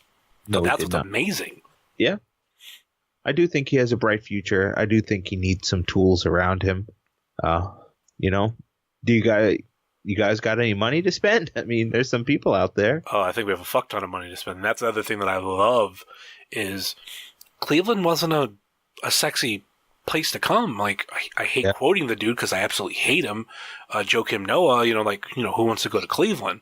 I kind of felt like that with came to our football team, except for like, who wants to come to Cleveland? Because who the fuck do we got? Who do you want to play with? Now we have like a young team, so where, some sexy free agents will look at us and go, ooh, that's maybe, wow, yeah, I want to be in Cleveland. Like, they're building something good there. It's a great environment.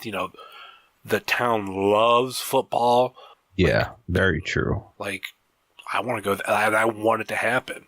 Yeah, I think it's a good spot. I wouldn't even call it a rebuilding phase because you guys, have a good foundation. There's a couple of games that you should have won. Should have beat Pittsburgh. Should have beat Oakland. And there's probably one more in there. The big one now was the Saints. Yeah, you could have won that game. What was it, on a missed kick, right? I believe so. Yeah, that was too many of those. Oh, especially too, like I said, being a Bears fan. Like, I literally had two kickers on my team.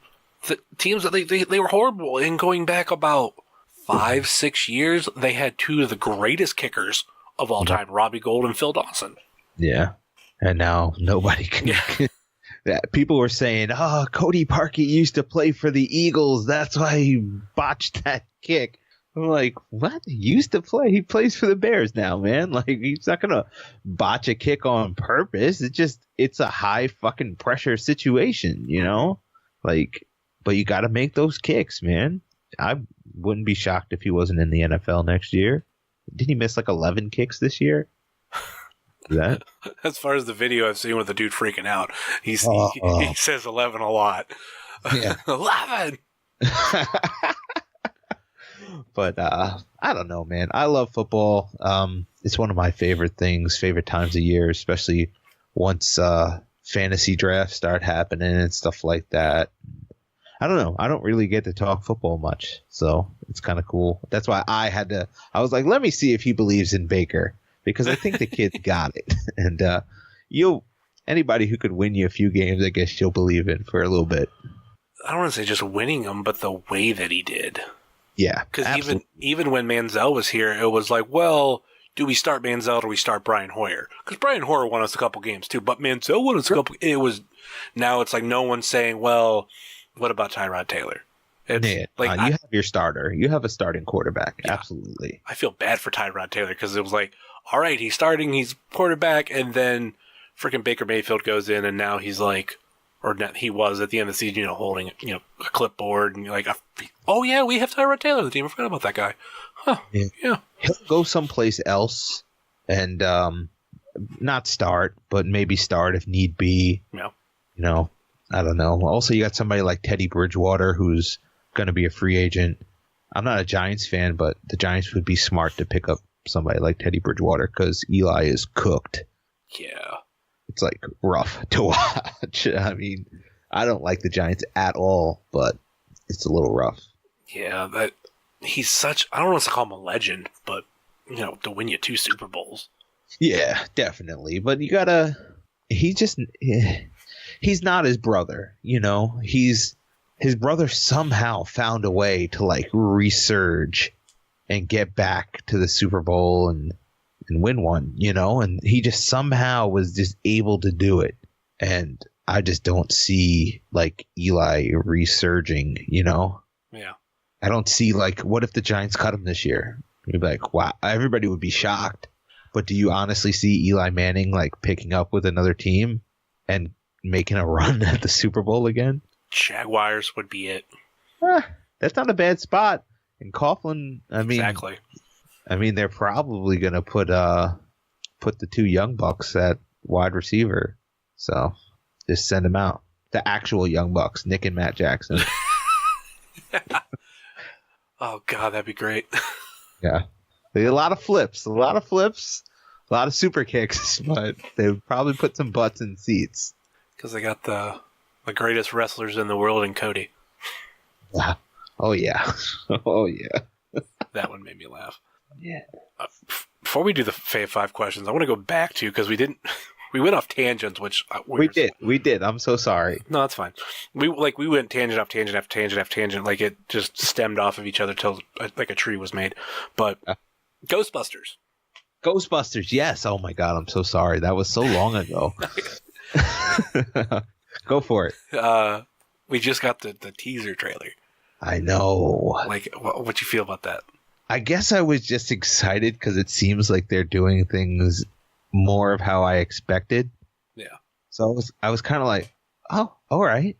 And I had just seen the teaser trailer for the new Spider-Man, which I was kind of let down by.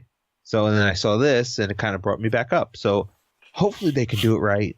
I worry, I really do, but I have a little bit of hope inside of me that they can maybe do it right. What do you think? I like that Jason Reitman is part of it. The son of Ivan Reitman, like his little love letter that he gave to the fan base, saying, I was one of the first, if not the first fan, because I watched it being made, and I was afraid of a terror dog before everybody knew what a terror dog was, and I've always wanted to make the Ghostbusters movie that the fans wanted, and I'm excited about that. And I do like that the teaser trailer is a traditional teaser trailer, to where there's no footage. It's just we're teasing you that this movie is coming. We're putting a date, and it's the soundtrack, and there's a lot of little Easter eggs in it. The 2 that I know I've caught were the stroller from Ghostbusters 2. Yes. And it was on a farm. Ray talks about his parents owning a farm. Does he? I'm trying to think when that was. Was that in the first one? I think. Yeah, I'm trying to think. That's one that I didn't catch, and then someone brought it to my attention, and I'm like, that sounds right. But I don't remember where it's at. And I've seen that movie I don't know how many times. At least the first one. I'm about to say, now it's time to watch them again. That's all it means. My unpopular opinion that people hate is I don't think the reboot was as bad as many people make it out to be. Was it the greatest, cinematic masterpiece? No, but 1 is the best. I know people that love 2 and think I'm like, no. Literally, 2 is a remake of 1. They're trying to recreate it, and it still didn't capture the magic. It was good, though. I like 2. I feel like 2 is just as bad or good as the reboot. All right. That's enough. the reboot. It's one of the last, not might be the last, but like one of the last movies I had seen in 3D, and they did an effect that nobody's done.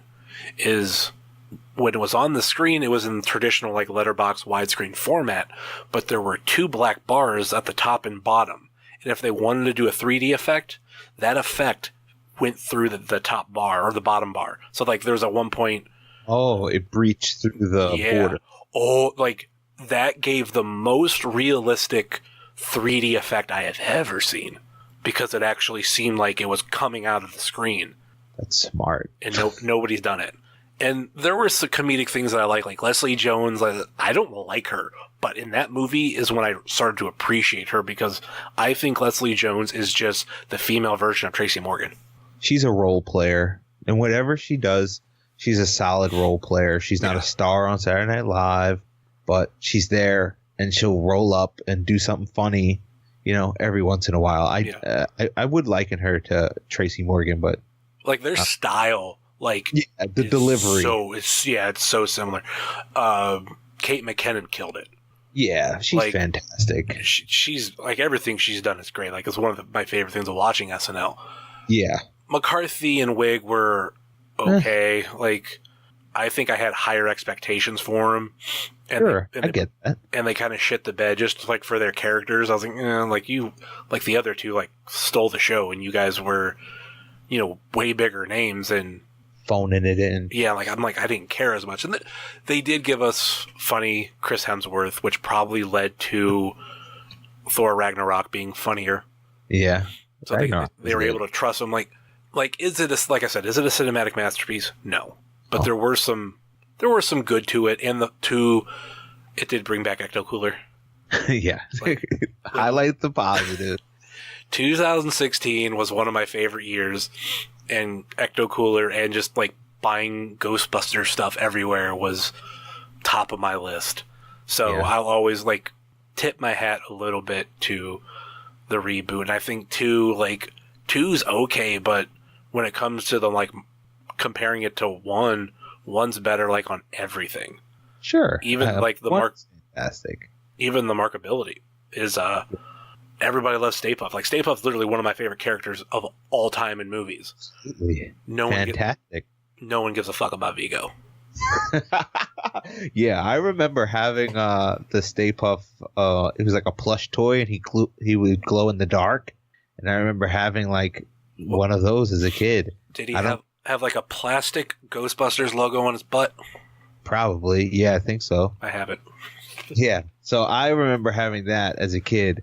Do you remember anyone having like a little miniature painting of Vigo? Like, no, probably not. Like, nobody really gave a shit about him. So, but you're right.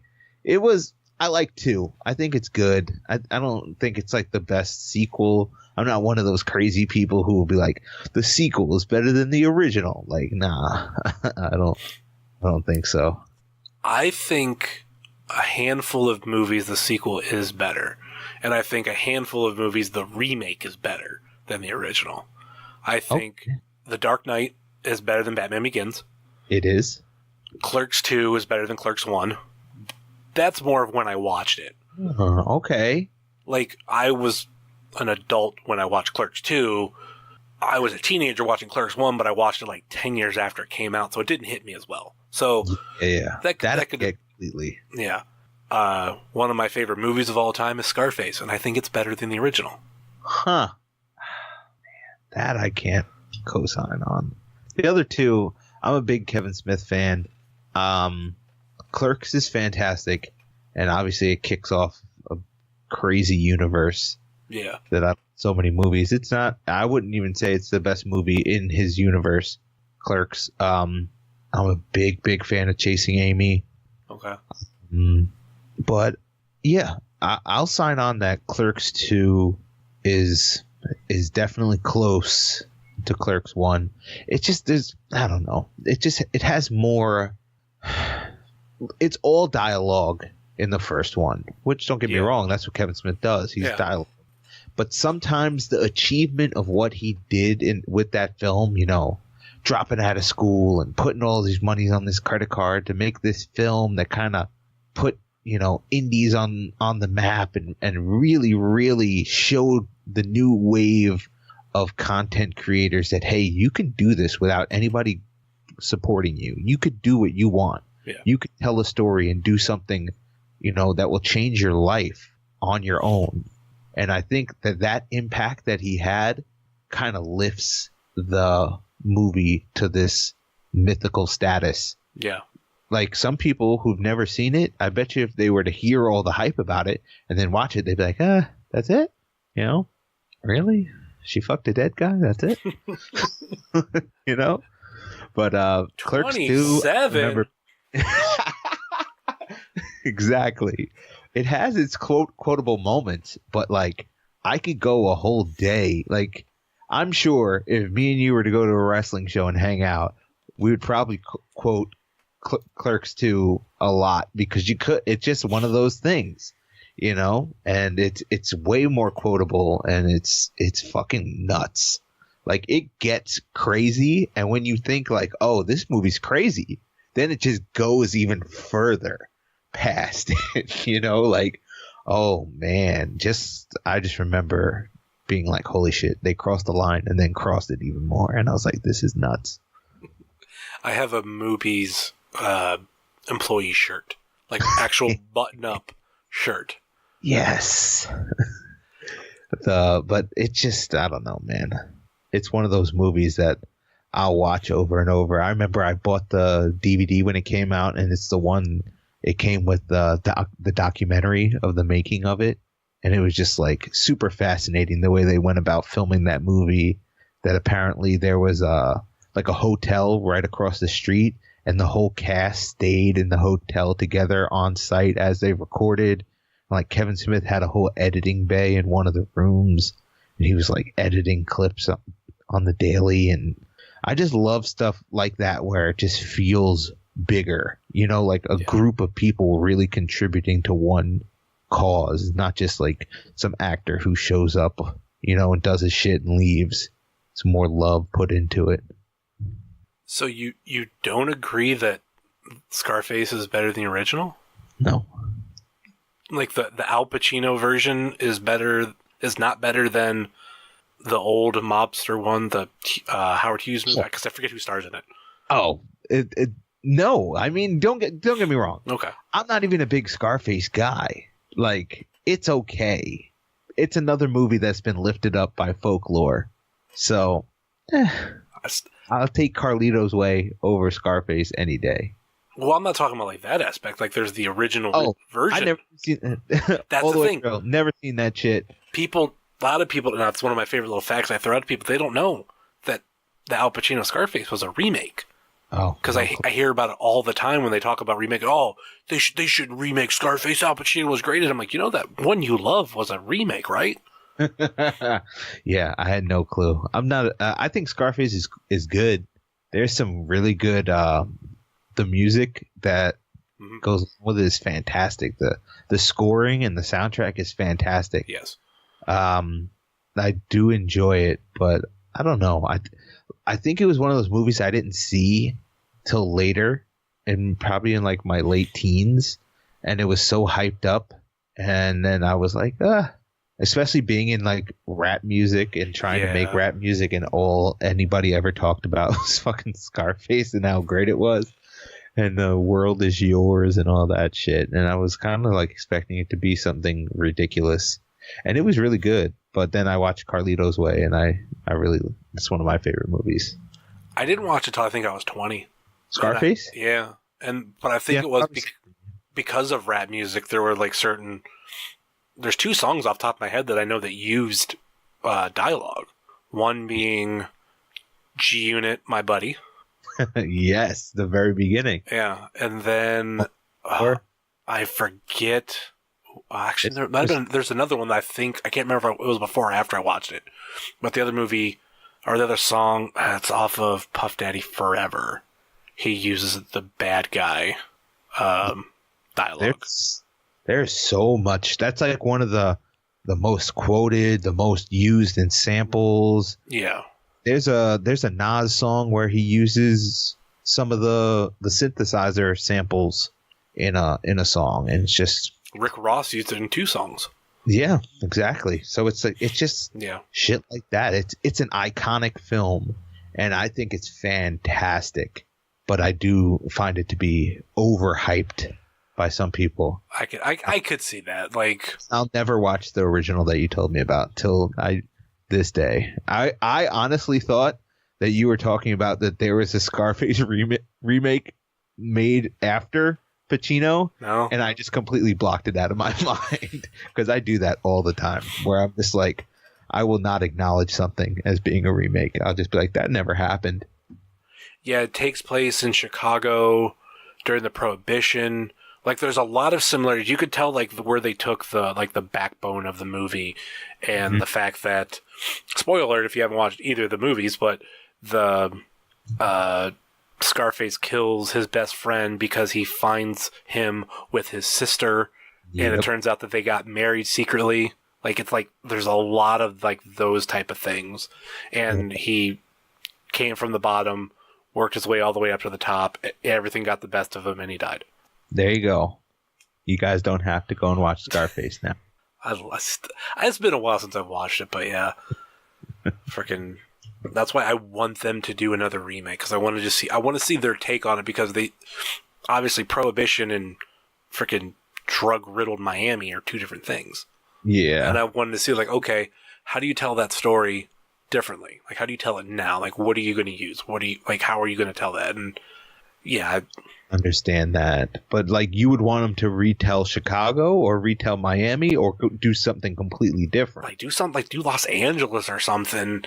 I think it could be there. And what they did, I know for the Al Pacino one, they took actual stories that happen, like police stories, and put them in the movie, like where the dude gets chainsaw. Yeah, that was actual thing that happened.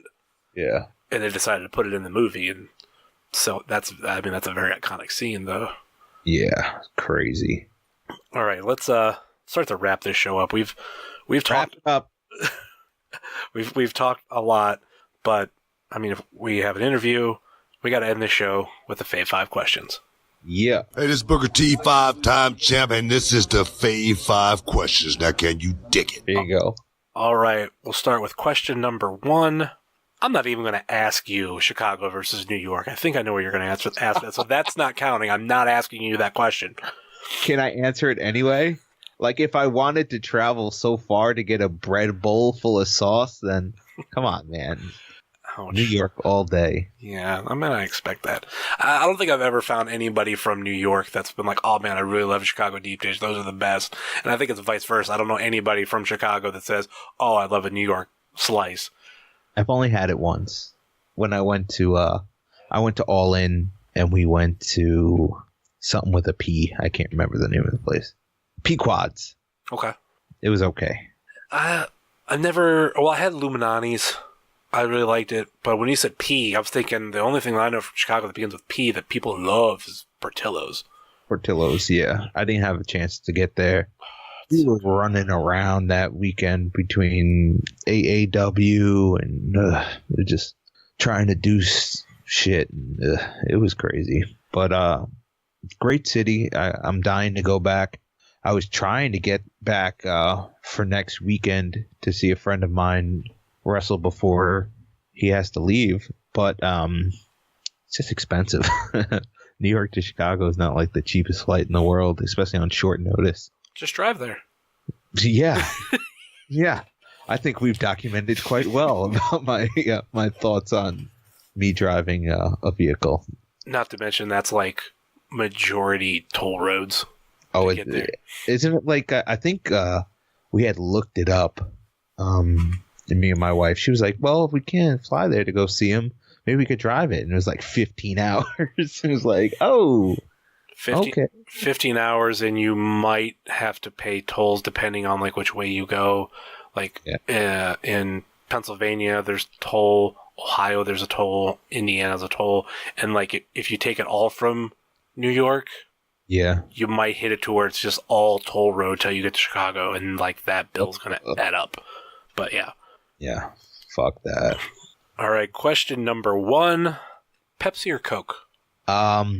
Diet Coke until I die. I'm not really on diet. Yeah, I don't, and that's not even because of I'm a husky dude. But it's just because I like the way it tastes better, and I'm just weird. I can't take the aspartame aftertaste. Ugh. They don't have it in there anymore. They took it out. Did they? Yeah. I would say I have to give it a shot, but I don't drink pop that much or soda, soft drink, whatever. I tried to stop, and I stopped, and I lost a ton of weight, and I was like, "That's cool." And then I started to drink it again, and it just sucks. It sucks. All right, question number 2. This will work for you because I know you like this genre. You might, and I know you like one of the characters involved in this, but best physical portrayal of the Joker. Wow. Fucking close, man. Man. I mean, a few people have obviously done it. Not going to go and say, was it, what's his fucking face? I don't even know his name. But yeah, with the gold teeth, not him. It's between Heath Ledger and Jack. Obviously, they play two completely different versions of this character. Yeah. At two completely different stages. For me, being a huge fan of DC Comics and being a big fan of Batman, I read these books growing up, and one of my favorite books ever is The Killing Joke, and getting to see that kind of more dapper, maniacal, but still ruthless Joker reminds me a lot more of Jack Nicholson. And I just, even though the backstory isn't exact in that movie, obviously the Joker didn't kill Batman's parents and yada yada and all that shit. Mm-hmm. So there's some discrepancies there, but I don't know. I'm old. I think what Heath did was fantastic. It's like a once in a lifetime portrayal of a character. He got in so deep it killed him. That's crazy. But I'm gonna roll with Jack. Classic answer. Yeah, I'm old. I mean, for me, it's Heath Ledger, but I look at it from an acting point of view, and I love it when any character becomes so believable as that character that you no longer see the actor, you see the character. I get that. You don't see Heath playing the Joker. Mm-hmm. You see him transformed into the Joker. Mm-hmm. When you look at Jack, it was like, man, Nicholson is a beast. He's killing it right now. But you saw him still. Mm-hmm. You know what I mean? There's maybe a scene or two where you kind of lose him when he first takes off all the gauze and stuff off his face in that kind of shady plastic surgeon basement shit, and he has that crazy maniacal laugh. It's smashing all the mirrors and stuff. That's when the one time you really see Jack kind of lose it and cross over into that holy shit territory, Yeah. But I mean, we're both super fortunate to be able to have witnessed. I saw both those movies in the theater. I had to leave when we saw the first Batman because I was so young and I'm terrified of clowns. So, I cried and we left. All right, question number 3. When you sleep at night, is your bedroom door open or closed? Closed, man. Okay. Closed. I heard you ask this question to a few people, and I was like, people leave it open? Yeah, my girlfriend was one of them. Really? Yeah. And now we're to a point where, well, kind of, it depends. We're really behind on getting our tree down because some shit happened in her family, so we haven't had time to do it. Mm-hmm. And that's one reason why we haven't slept with the door open, because our cat has been that meowing type where he's backed off of it, so it might be a thing I don't have to worry about anymore. But at night he'll just meow at the door. Okay. But we didn't want to do it because he also likes to get up in the tree. Yeah, that's not good. But I don't know. It's always been closed. Yeah. Yeah, for me. And I remember hearing you say you wanted the room to be pitch black so you could sleep. I think that's what it was for me. Yeah. Probably, growing up in a house with, my older sister and everything like that. So siblings and family, I just wanted to sleep. Yeah. All right. Question number 4. Let's go with physical media or digital. Oh, man. I love to hold it in my hand. I mean, I have DVDs all around me right now and, comic books and just, even with video games now, like, a friend of mine is like, oh, did you play this? And I'm like, no, I didn't go buy it yet. And he's like, I pre-ordered it and just downloads directly to your PlayStation. And I'm like, but then I don't have it. So I'm kind of physical media, I don't do digital comic books. I mean, I do have some digital download video games and stuff, but that's mostly because of there was like a deal, it's like, oh, you get this for, $20 off if you download it right now. So I'll do that. But, I stopped buying wrestling DVDs just because the streaming services have kind of really been super convenient. Yeah. Obviously, you got Netflix and Hulu and stuff like that. So I'm not out buying, wrestling DVDs or even, DVDs anymore. Like, I'm looking at some DVDs. I have like the Always Sunny in Philly box set. Like, why would I need that now? So. I mean, if it's a cool box set. Exactly. That's the only reason why. It's like, oh, is it cool packaging? Does it tie in somehow with something, cool? Or if it's something that I'm passionate about, that I like to collect and stuff. So like I have a bunch of, old DVDs wrestling related that, I didn't sell off, or old like I couldn't imagine like some people be like, oh, I just, download comic books on my iPad. And I'm like, you what? Like, why would you do that? But I don't know. I want to hold it. Music is kind of changed a little bit because now it's like, oh, you can stream whatever. Mm-hmm. But like still for my favorite bands and stuff like that, like I have a Coheed and Cambria vinyl hanging on the wall because they're my favorite band. So it's just like I'll still go out of my way to support the things that I enjoy, but I definitely am more of a physical media more so than digital. When it comes to movies, they've made it to where you could do both, and that's one thing I really like. Very true. I buy a lot of Blu-rays, and a lot of them are like they automatically come with a digital copy. Yeah, that is definitely a great thing too. And if you use the Movies Anywhere service and link it to all these different accounts, you can literally buy a movie and watch it all these different places. So that's one thing I love because I have all the Marvel movies, everything but the first phase because I bought before the digital copy hit. Like I can now watch all of them like on whatever. Like I can watch them technically legally on YouTube because my YouTube account's connected to it, and they go, "Oh, well, you paid for it. Okay, here it is. It's unlocked. You can watch it." And I love that aspect. And now I kind of look for movies that come with a digital copy. So it's like I have something that I can hold on to because I love that aspect. Yeah. But I can also just sit on my couch, turn on my TV, and click over to an app and watch a movie like that. Yeah, I didn't even think of that. Anything like that. That's awesome. And then I'm similar with like music.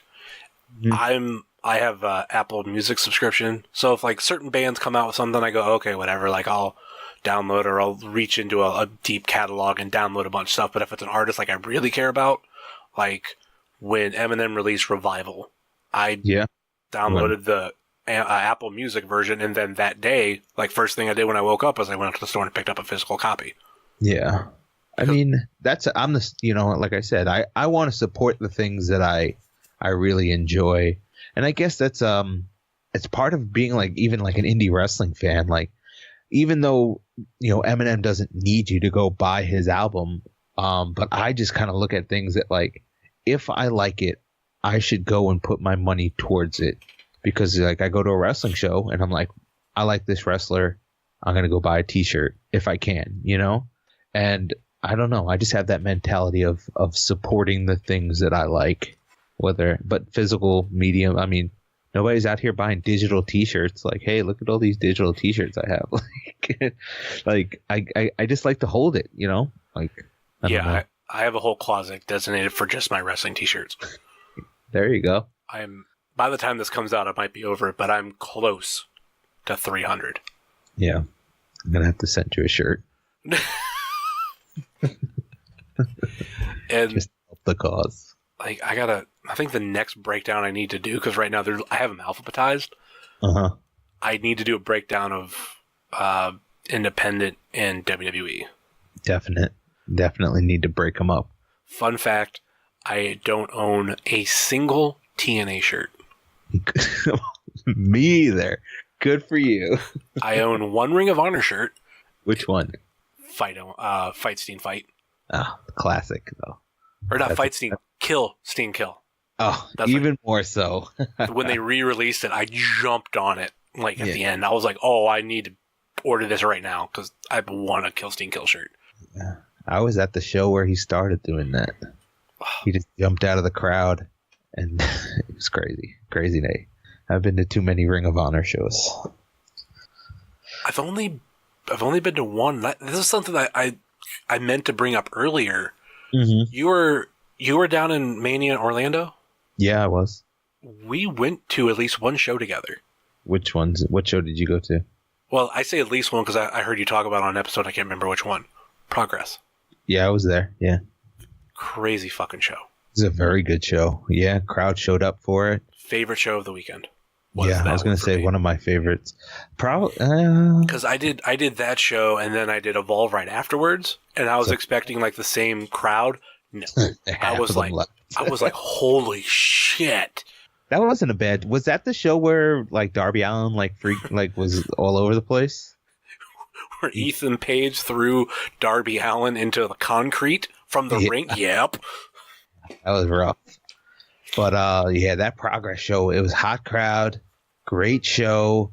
That what was it? The South Pacific Power Trip against Strickland and Sami Callihan was fantastic. Great tag match, probably one of my favorite matches that weekend. Going to Spring Break was awesome too, just because it was so different, and it was like seeing the start of something really kind of crazy.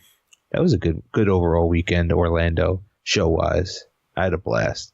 I got shit for not going to Spring Break because at that point I had been up almost over 24 hours.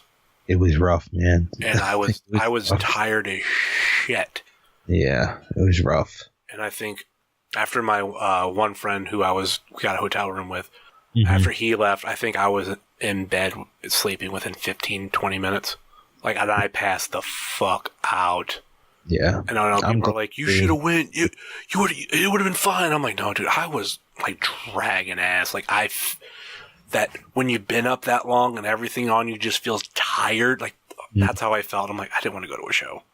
It was rough, man. I didn't get back to the room till 4 or 5.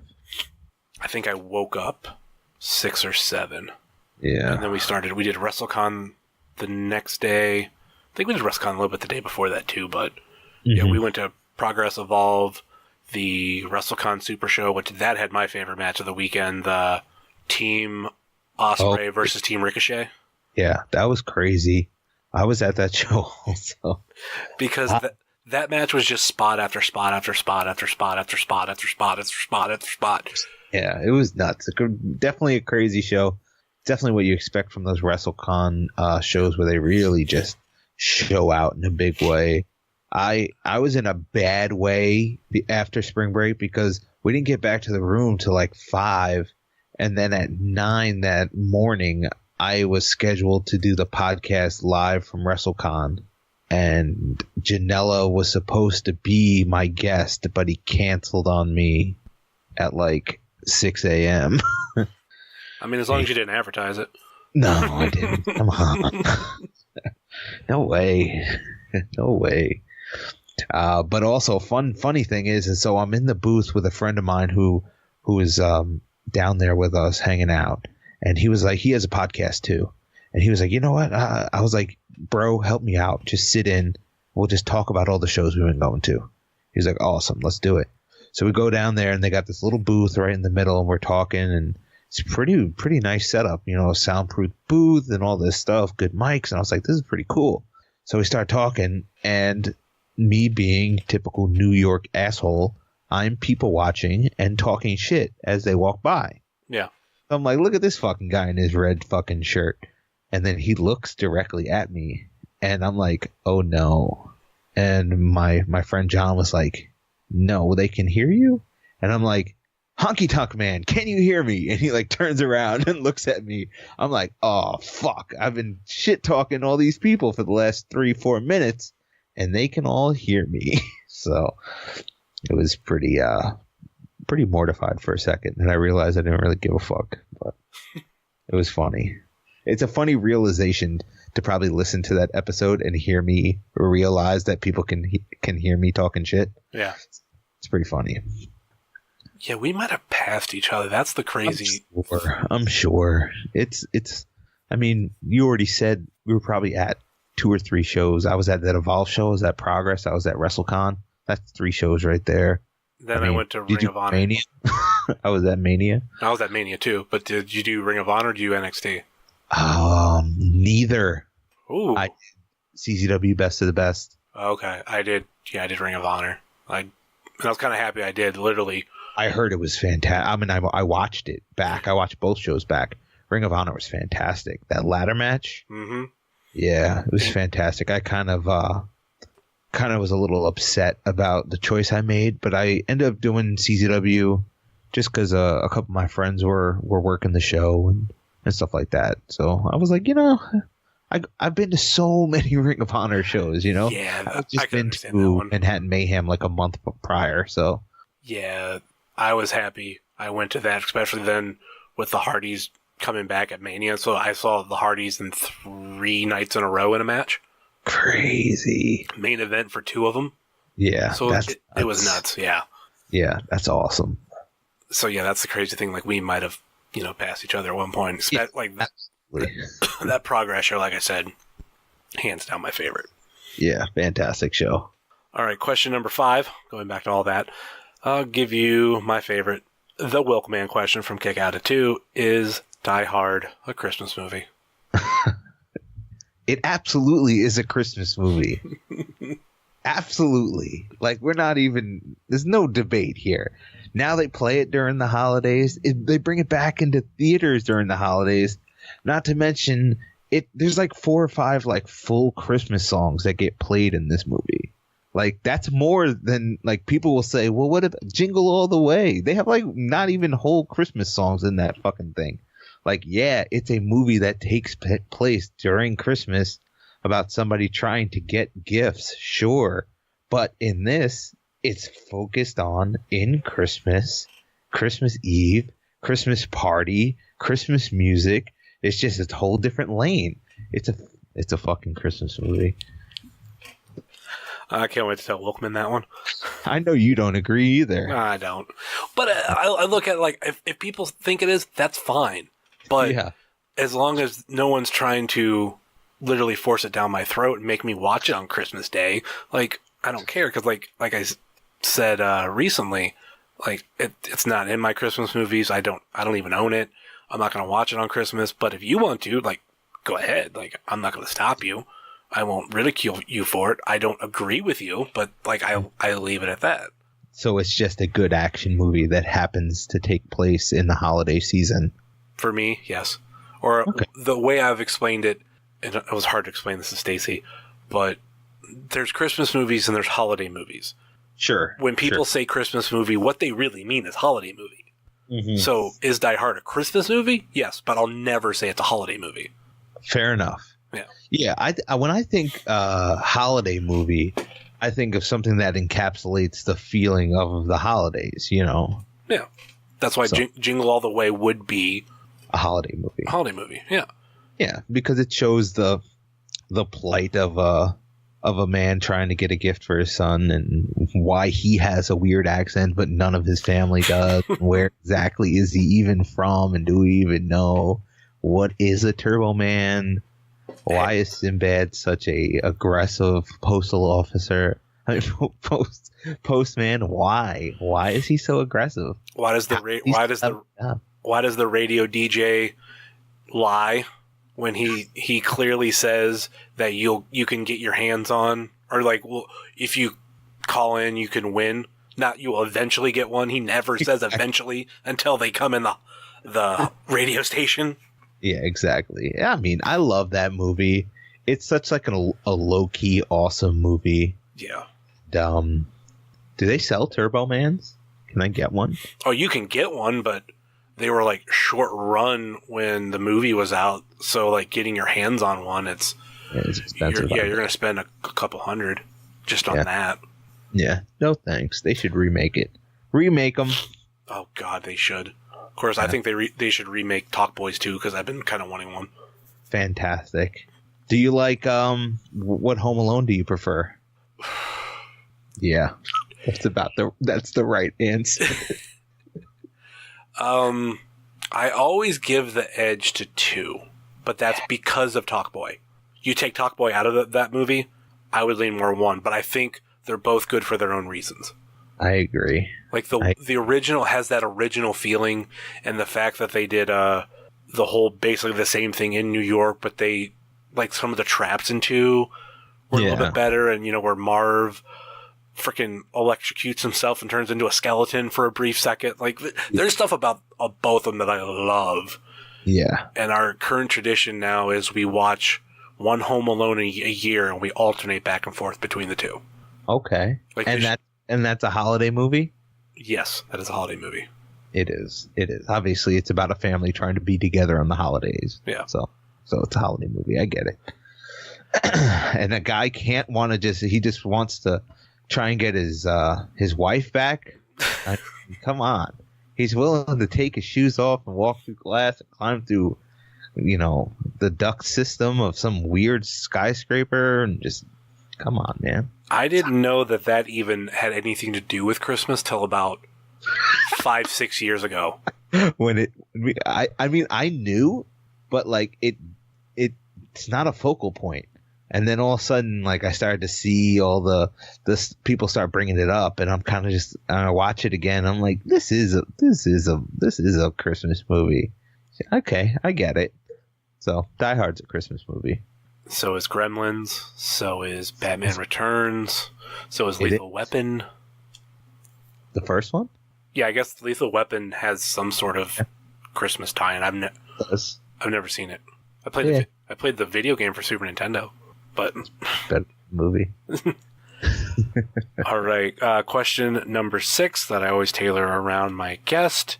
For you, I actually came up with a couple. I'm trying to remember which one I really wanted to do. Give me your top 5 MCs of all time. Oh, man. Top 5 MCs of all time. It doesn't have to be in order, too, because I'm putting you on the spot, so you're not having to rank them unless you know your top 5 offhand. Not the top number 1 is Big L. He's my favorite rapper ever. Fantastic. Way ahead of his time. I'm a big Joe Budden fan. I get a lot of flack for that, especially because he's like super hard to like claim nowadays because he's a tremendous blockhead. But definitely one of my favorites all time. Who else? I'm expecting a lot of New York rappers. Oh, you are. You will get it. I mean, right now you got Harlem and you got New Jersey out of Joe. So there you go. New Jersey. Cameron, Harlem. Jay-Z, Brooklyn. And we'll put interchangeable parts between Fab or Jadakiss. So there you go. Even more New York for you. Man, no KRS-One? I really, really like Criminal Minded is fantastic, and I'm a big fan. But I guess I just look for the people who made me want to make rap music. Like Eminem, fantastic. If I was gonna put together, a top 5 of who I think are the greatest of all time, he'd probably end up in there. He made me feel like it was okay to make rap music because I was like secretly writing. Yeah. But then when that first out, not when I had heard Infinite, But then when the first mainstream album came out and people were feeling it, I was like, oh, so it's okay. I think I was like 14. So I was like, oh, it's okay to rap. You know, white kid making rap music. So I was like, all right. So I give him that, you know, he's fantastic and he really influenced me to give it a shot. But for the people who like I would listen to for inspiration and to push me to try and get better is people like Big L for the punchlines and the storytelling. Somebody like Joe Budden who has so much emotion in what he does, because I found it so hard to like put personal stuff into my music, because everything I had New York mentality where it was like, you know, I was talking about cars I didn't have and guns I wasn't shooting and drugs I wasn't selling, you know, and shit like that. I had just typical New York rapper, you know, braggadocious vibe, and listening to somebody like Joe and him making music that he puts it all out there and everything he's ever been through, you know, whether it's family issues or drug issues or, you know, baby mother issues and all this stuff. And he was never afraid to speak his life. And I always found that inspiring. And then when I decided to quit making rap music and then have a kind of a resurgence and try again, he was somebody who really influenced me to make organic music and to make truthful music, something that, you know, I can play to somebody and they can get to know me or understand where I've been. And I found that to be more valuable than bullshit, than New York bullshit. But 18-year-old me, a lot of gun busting, a lot of bullshit. Not so much now. You'll have a little bit of respect and for what something I have in my wallet, something I've mentioned a little bit on this podcast. I don't know if you've heard me talk about it. I own a vinyl copy of Big Proof's album called Electric Kool-Aid Acid Testing. Really? Yes. And it was the only physical copy that was released was vinyl. That's awesome. He never released a CD version. I've heard, I guess it sounded like they almost did when he released Searching for Jerry Garcia, because he's one of my favorites. I love M, but when I heard Proof in D12, I was like, this is the guy I love. Sure. And I'm a big Bruce fan, so like I can understand, given your proximity, that somebody like that would hit for you. I'm a big Royce 5'9" fan. I probably should have put him on that 5, but got to keep it all New York, all Tri-State. But I'll fight somebody on saying that if Royce is better than M currently, but then Kamikaze came out and it was kind of hard.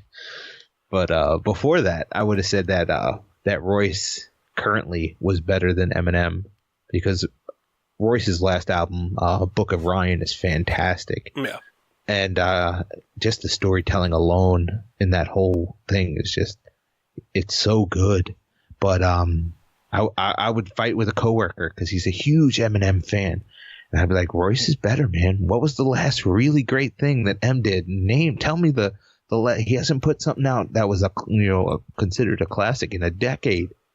Tell me. And then it was like, boom, Kamikaze came out. I was like, I'll be quiet. Never mind. Guy still got it. All right. Sorry.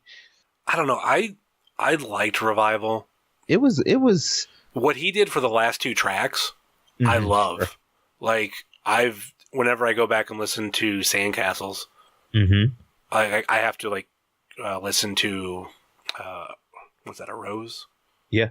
Like, I have to listen back to back because I love that storytelling of you do the one song that bleeds into the other, and then you end it by reversing and going back to that end of the first song. Like, yeah, that stuff is just up there with great shit to me. Yeah, definitely. And it's just people might say that album isn't the greatest because it's not what they wanted, but that's not to say that it didn't resonate with a bunch of other, a ton of other people. Obviously, those 2 songs really resonated with you, and it lifts that album. But to other people who are looking for classic, I'm doing air quotes, classic Eminem, that might not have been what they were searching for, But I love relatable music. I love storytelling, and it all ties into to pro wrestling. If you see the people that I enjoy in the ring, they're relatable and they can tell a story. That's why somebody like Eddie Kingston is one of my favorites, because I believe that's him, in there doing that and telling that story and that psychology. And he's so relatable and it's organic. And that's what I want in my podcast. That's what I want if I decide to make music again. That's what I want. Organic, authentic, and relatable. I think that's a perfect place to end. Any final thoughts or last minute plugs before we go? Final thoughts. This was great. I appreciate you wanting me to be on here. Oh, I appreciate you asking, hey, when am I going to be on? Because I was like, ooh, really? Like, I was flattered. I was like, he wants to come on the show? God, I won't let anybody. There's a handful of people that have ever asked me, and I'm kind of like, I don't really want you on the show. Mm-hmm. But it was like an honor. Yeah. Well, hey, it's an honor to you. It's an honor to me. I really do think what you do is more people need to go about it that way, because I feel like we have the same mentality and the same, meticulousness of putting out a polished product. And I think you do a great job, and you're not the same as everybody in there. Yeah, we do interviews, but we definitely do things differently. Yeah. And I enjoy it. Although I don't listen to a ton of podcasts, you're definitely one that I try to keep up with, especially you cover a product that I don't really get to experience. So I'm happy to be on here. I was excited, and it was definitely everything that I wanted it to be. It wasn't, we didn't really talk about wrestling. We talked about so much other stuff, from, NFL to pop culture to movies, and how Die Hard is 100% a Christmas movie. We agreed on that. And last minute plugs. What? We did. You'll hear it back in post. That's right. I said Christmas, but okay, yeah, that's true. Okay. But as for plugs, I'm not hard to find. At The Struggles on Instagram, at The Struggles 23 on Twitter, and you can listen to the show on iTunes, Spotify, SoundCloud. Just search up the Spotlight series. Every Monday night, you can hear a new episode, or you can be like my man Heavy said over here and go through the catalog. I had a couple cool people on, so check it out. And once again, thank you for the time, and thank you for allowing me to talk some shit for a little bit. Yeah, it's been a very, very long night. Thank you for coming on, and it was cool, like, talking shop. One thing I did want to ask, because I didn't know where I was going to be able to sprinkle it in, but why Monday nights? Why not Monday nights? Everybody has their, I feel like everybody has their day that they release, but yours is like no, it's Monday night. And I like that. I don't remember. I don't think it was. Okay. I think I was like, hey, wrestling fans kind of equate wrestling to Mondays. Monday Night Wars, Monday Night Raw, Monday Night Nitro. I always looked at for when the cool thing in wrestling was Monday nights. And for me, I figure so many people complain about WWE that I've heard people say that they listen to my show with Raw on mute. And that's kind of cool. So the show drops and they listen to it and mute Raw for a while and get an escape from the wrestling that they still watch, but they say they don't like. I stopped watching. So, but yeah, I don't know. It turned into a thing. I don't know. So now I'm Mr. Monday Night. Why Thursdays? Originally we were Fridays because that was AIW show day. And then when I started putting out shows weekly, I just kept with Friday. And then a friend of mine said, hey, I pretty much listen to wrestling podcasts on Thursdays. Could you, I don't know, he didn't say could, but he just kind of like suggests, like, maybe if you released it on Thursday, that would be better. And I said, well, that would also give it a day for, like, when we preview an AIW show, that gives people an extra day to listen. And then also after I did it, I realized, oh my God, Thursday is wrestling podcast dump day, where it's like us, at least what I listen to, us virtual pros when they do their show every other week or whenever, Marty and Sarah, couple others, and it's just like, it is definitely a dump day. And never realized it. Yeah. And then I know that does Mondays is JT Davidson does Mondays. I told him to back the fuck off. Like AIW does Monday night, well, not Monday night, but Sunday night, early Monday morning. So I'm always able to catch it then. Like, the first half of the week's kind of empty, especially with wrestling podcasts if they want to talk WWE, because those are those are show days. So that's what I did. So those are perfect days. But the fact that you're night, like I'm Thursday night, technically Wednesday night at midnight for Thursday. Like question for you. Okay. Your show is done and you upload it and it drops at midnight, right? Yeah. I come home from work and edit the episode on Monday, do intro, outro, music, artwork, everything on Monday. Every Monday. Like an idiot. That's a bad respect. Well, just doing it all like on Monday. Like a stupid person. I mean, granted, there's times that I've released an episode where it doesn't post until after midnight, but I'll go back and like change the upload date to midnight on the dot. Yeah, it's consistent. Like pretty much, if you're waking up at least after 1 o'clock, 2 o'clock in the morning, it's gonna be there. It's gonna be there for you.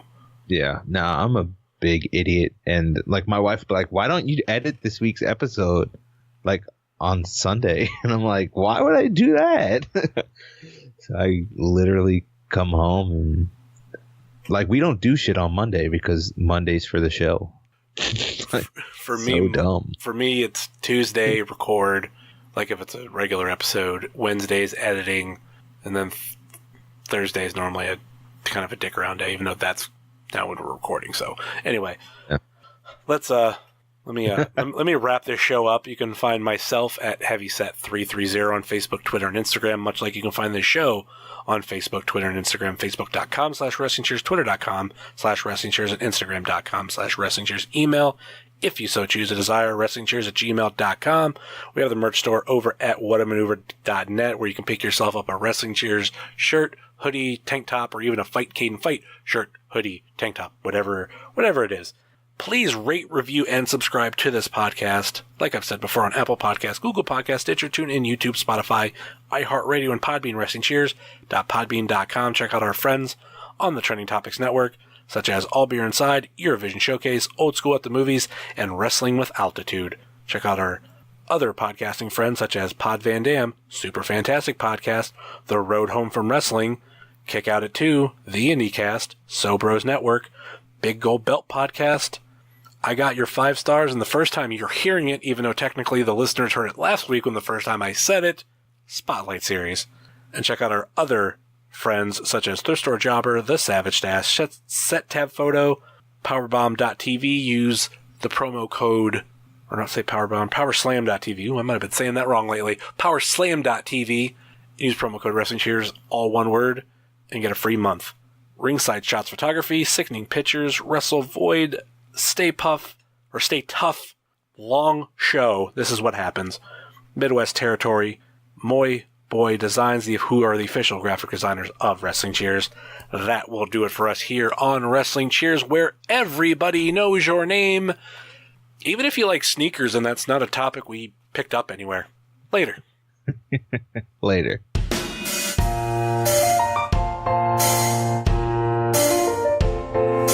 Making your way in the world today takes everything you got. Taking a break from all your work.